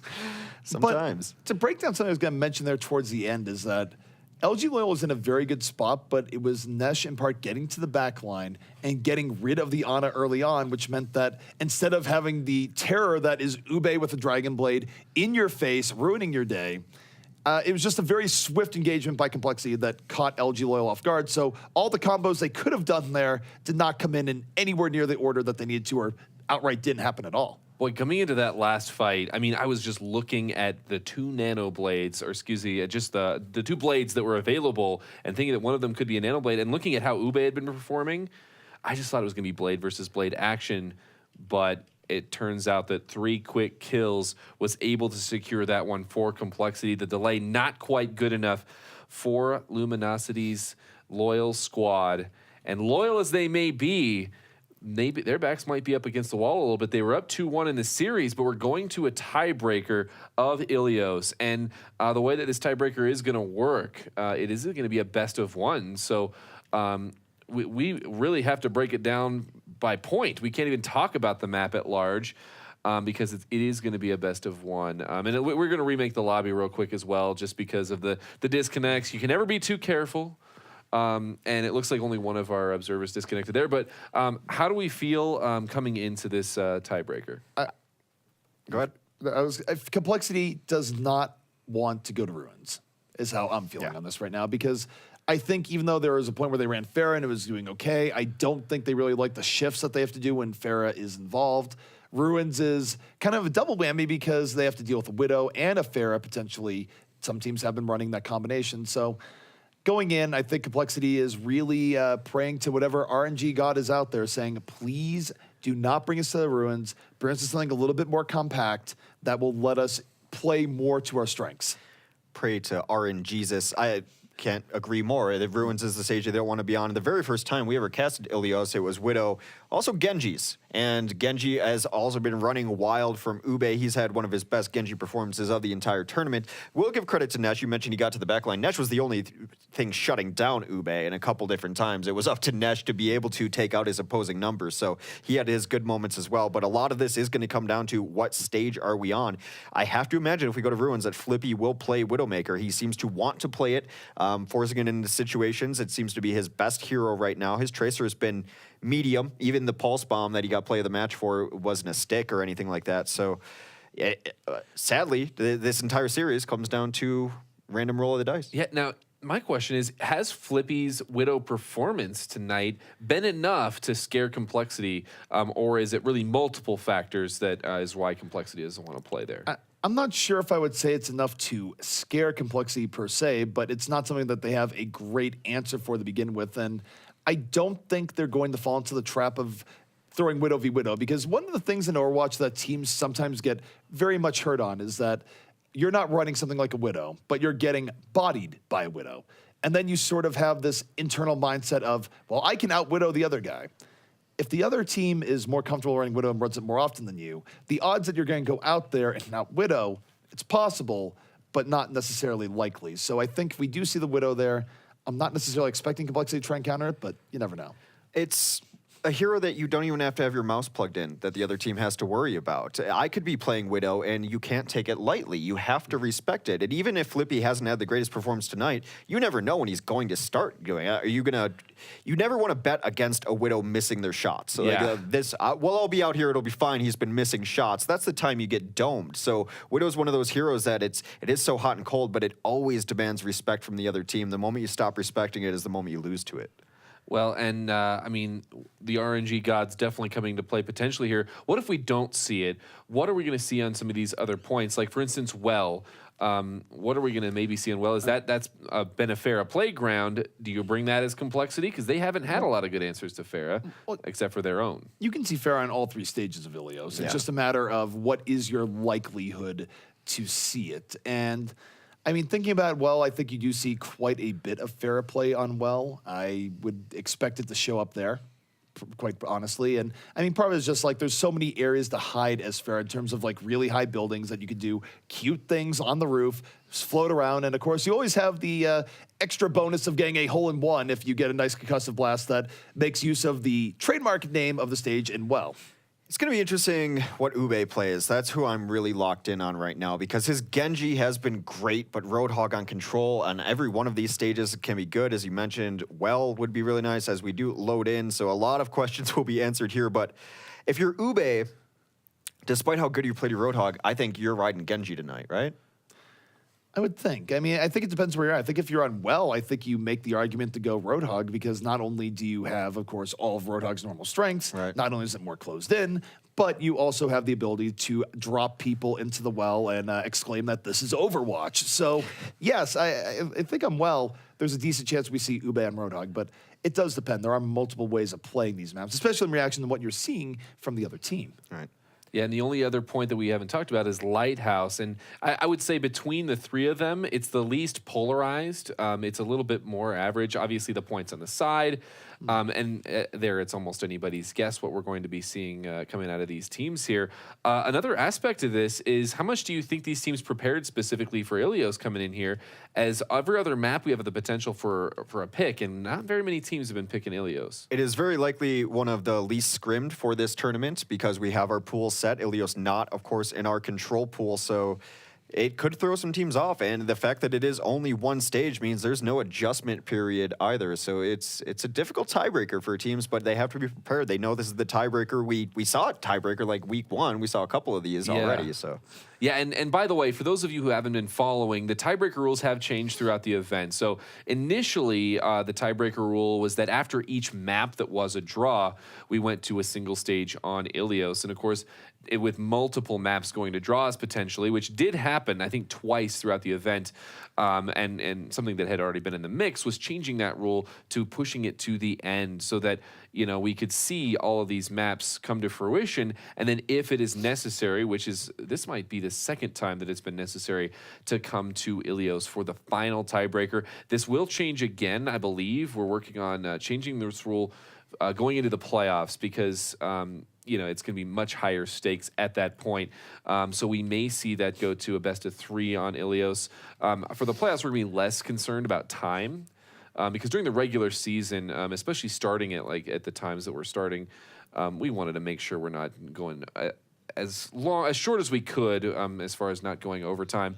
Well, we are going into the map, and suspense, drum roll for everyone, as it's 2-2 for compLexity versus LG Loyal. And I'm going to let you casters decide as we're going through the video. Are you going to build the suspense, or are you going to tell them which point we're on? You know, for me, I'm not going to build the suspense. I'm going to say what you're looking at right there a moment ago is where we're at. We are going to be going to the well. Going back to the well, indeed. We will see what Ube wants to run here. This was the one that you thought maybe a Roadhog because of the hook into the pit being an extremely viable option. I will say this, I've said it about well every single time. First fight means all that much more. Look at all that wide area you have to evict the other team from to be able to take it back. So taking first control of the point, absolutely crucial. Flippy onto the McCree. Ube will roll his Genji. Spree takes to the sky with a combo. Combo on the other side too. Double projectile offense coming out here from compLexity. LG being a little bit more, it's the overlay's a little bit messed up here. From the side of LG, we're seeing the double projectile offense. Meanwhile, from compLexity, we are seeing something a little bit more balanced with the Tracer. Both teams being relatively tentative early on, not super diving in. We'll see how this pans out here in just a moment. They both trade out. Both Winston's out of this fight early on as compLexity trying to deal with the Air Force here of LG Evil. Well, they should be able to deal with it. They had the McCree, but the McCree went down a very early. compLexity has all the momentum here. They grabbed that critical first fight as their overlay did get sorted out. And that is crucial. They're gonna have 5%. It's so hard to kill everyone decisively enough to take this point back. The LG Loyal already behind it. Again, best of one for the series. All right, and Torque right now trying to hold this on here. Gets a Winston right in his face with the drum. Meanwhile, Flippy on the McCree right now, trying to deal with the Tracer play coming out. He's going to get blown right up. It's a nice pulse bomb coming out from Nesh, and Nesh giving compLexity some of the solidity they might have been looking for here. And it's interesting because we haven't seen much Nesh on Tracer. This is sort of a composition that compLexity hasn't really busted out in this particular configuration. Look good so far. Triple kill, double pulse bomb kill, already at 40%. Time running out for LG Loyal, which is why you saw the instant quick reset. Flippy has to be able to chime in onto Nicholas a little more. That's a problem they have to solve. Ness lurking in the background. Already has his eyes on Flippy. There goes Flippy again. No pressure going to be on this combination as they chase down kills. Nesh coming back in here, and compLexity coming out very strong here. LG Loyal gonna have to find a way back with the Dragon Blade when Ubi gets it up, and it doesn't get a chance. Just immediately getting crushed by the tactical visor of Torque. And Hex, this is flying us by very quickly. compLexity maybe even just one fight away from taking this. You have to bank that it is one fight if you're LG Loyal. You cannot go to the grave with ultimates in this upcoming fracas. There is going to be a resurrection as well, so it is time to fight, time to die on the point if you must. Huge. Taking down Nicholas immediately, giving new life here to LG Loyal. Ube, though, can't bring out the blade. He dies early on. Meanwhile, compLexity, Shake, coming in with the res, gonna res the Fallen. Remember, if compLexity takes this, they're very likely to take it all. Flippy, flanking from the back. It's high noon. Finds Nicholas again. So off the sound barrier, LG Loyal certainly not out of this here just yet. Able to use that sound barrier to push compLexity off the point, but 99% gonna have to hold for the rest of this. Flippy piles on the headshots. Flippy coming to life, able to take down that combo early was absolutely huge for him, and then the cleanup from him as well. So, compLexity needs to win one more fight decisively to take the point back and take the series. LG Loyal cannot lose another huge fight the rest of this game. Resurrection advantage, small for Loyal as 55% for Hidan. This is getting tense. It is certainly getting tense indeed. Ube holding on that Dragon Blade. Hasn't been able to bust out a single Dragon Blade all round long. Very well might have to use it to hold on versus compLexity here as Torque. Another attack visor, getting damage boosted. 2 kills immediately. Where's Ube? Ube has to be the one to bring it back. And oh my goodness! LG Loyal lets compLexity cap the point. Ube coming back out with the blade. No real targets in sight. Hasn't gotten anything with it yet. Comes up dry in terms of value. And compLexity just swarms all over the point. Big mistakes there by LG Loyal to the end, and very well could have cost them the series. compLexity just needing a little bit more. And they're gonna get it. Overtime fades. LG Loyal going down in flames here on Ilios. And it's unfortunate because we were laying on so much praise to Ube and how he was playing beforehand, but that was a very quiet well game for him. It was, and Nesh with this coming out party on Tracer. This is going to be that double kill stick. Nesh for the last 2 maps has been the most important part of this compLexity team. And we talk a lot about his Genji, but he has looked very good on that Tracer, maybe showing us the widening of his hero pool. Makes me feel a lot better for picking him as the player to watch. It's so hard in Overwatch to guess, and I'm going to go ahead and just say that I did such a good job with that. But really, we just knew that he had to perform, and Torque and Nicholas, they did their job coming into this one. The rest of the team did well, and Nesh stepped it up, was able to help them find victory. Talking about his counterpart in Ube, because obviously Ube had some amazing Genji plays on payload. How is that different coming into especially a single CP when that you're really relying on those Dragon Blades? Can you rely on those as much on a single CP? You absolutely can rely on the Dragon Blades. There's just 2 things. A, Ube wasn't able to build the Dragon Blades up in time. He was getting bopped very early, which again, different for how it was going on here. I think the triple DPS composition that compLexity was running there certainly kept him off guard. And then even when he had the Dragon Blade up, and this is just the Dragon Blade montage, you see how effective he was. But even when he had the Dragon Blade up, he waited so long to go in on it until most of his team was dead. And in that case, it's much easier to focus on the Genji and remove him from the fight.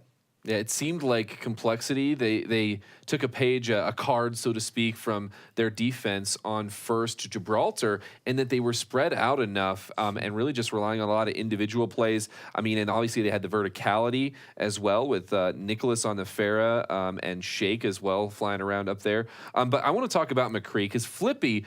If we're talking about Nesh, kind of his standout performance, I'm still waiting for some stuff from Flippy. But one thing is for sure, he definitely can get some of those headshots on McCree. He shows you moments, and he got the Deadeye that took down the combo and then able to clean up. And again, McCree, great as a cleanup specialist, but he also died twice before that, I think once after that.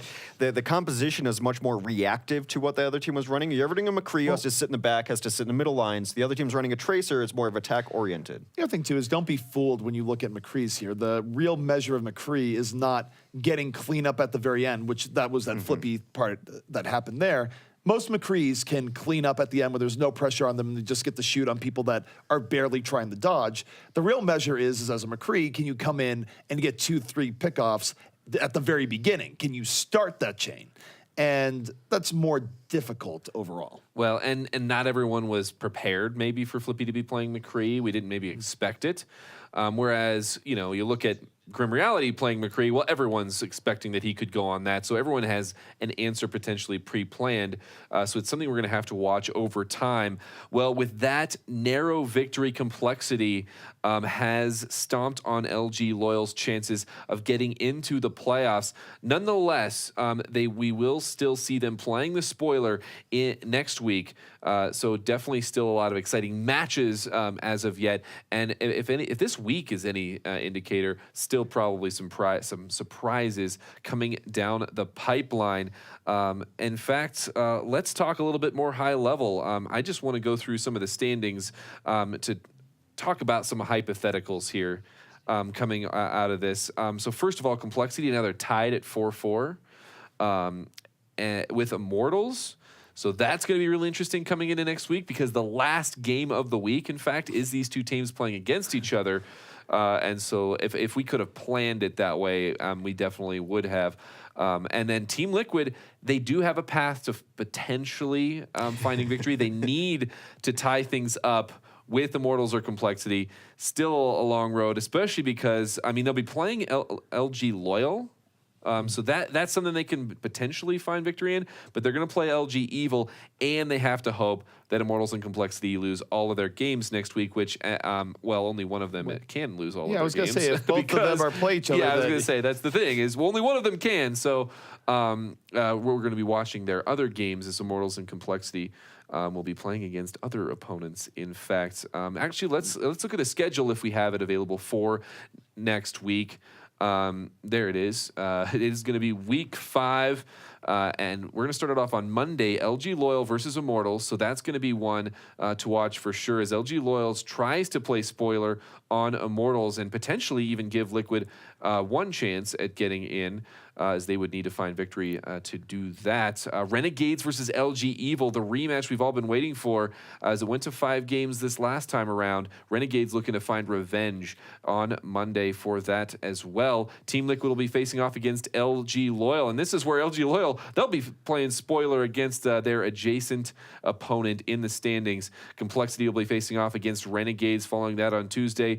Team Liquid versus LG Evil is another potential spoiler match for the potential first place team and last place team, and Complexity versus Immortals to close things out. And no matter which way you slice it, it's going to be an interesting week number 5 coming into the playoffs.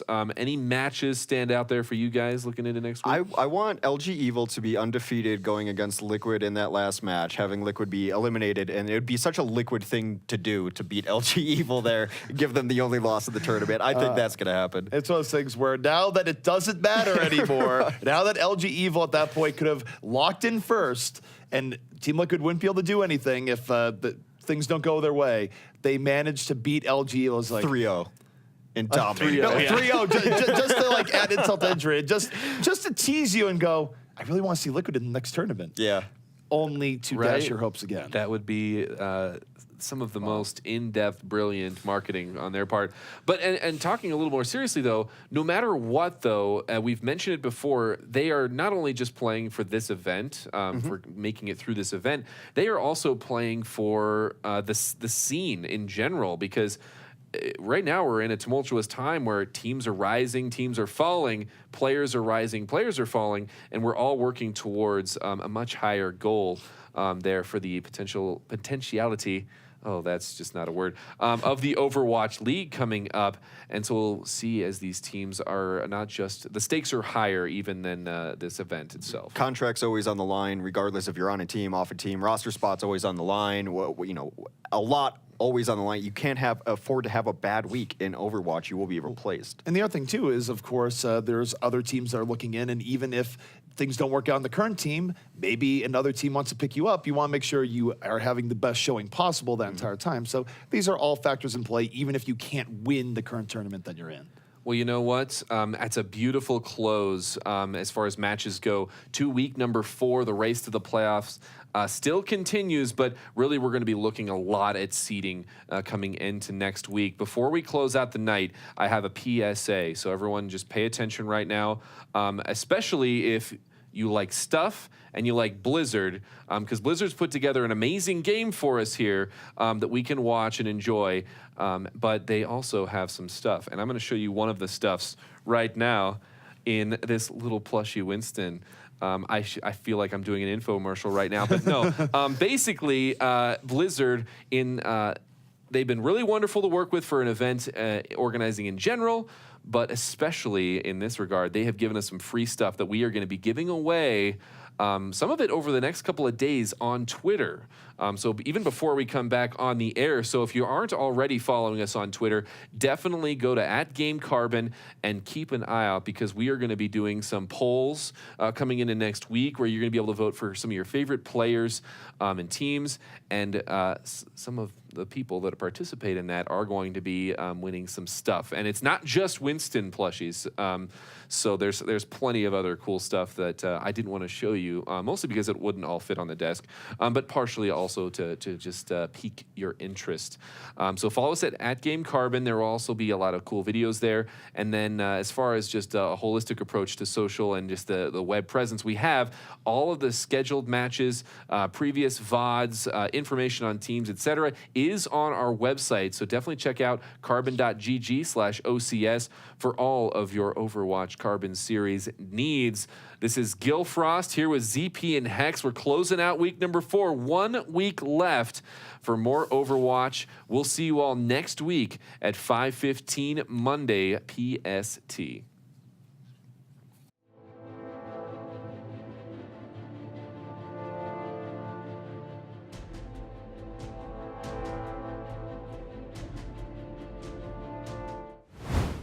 Even if you don't get kills immediately, because so much this was after getting through second, once he turned on heat with a spree, a nice ground touch move, but I gotta think the strike blade's gonna be high value. So many people clumped up, gets 2.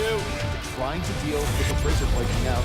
He's gonna get the gear That we were not necessarily expecting, but of course, mixed results. The thing that really strikes out to me is how volatile the level of play is here. Trying to bring it back, he very well could pick up this third here, but the resurrection comes in.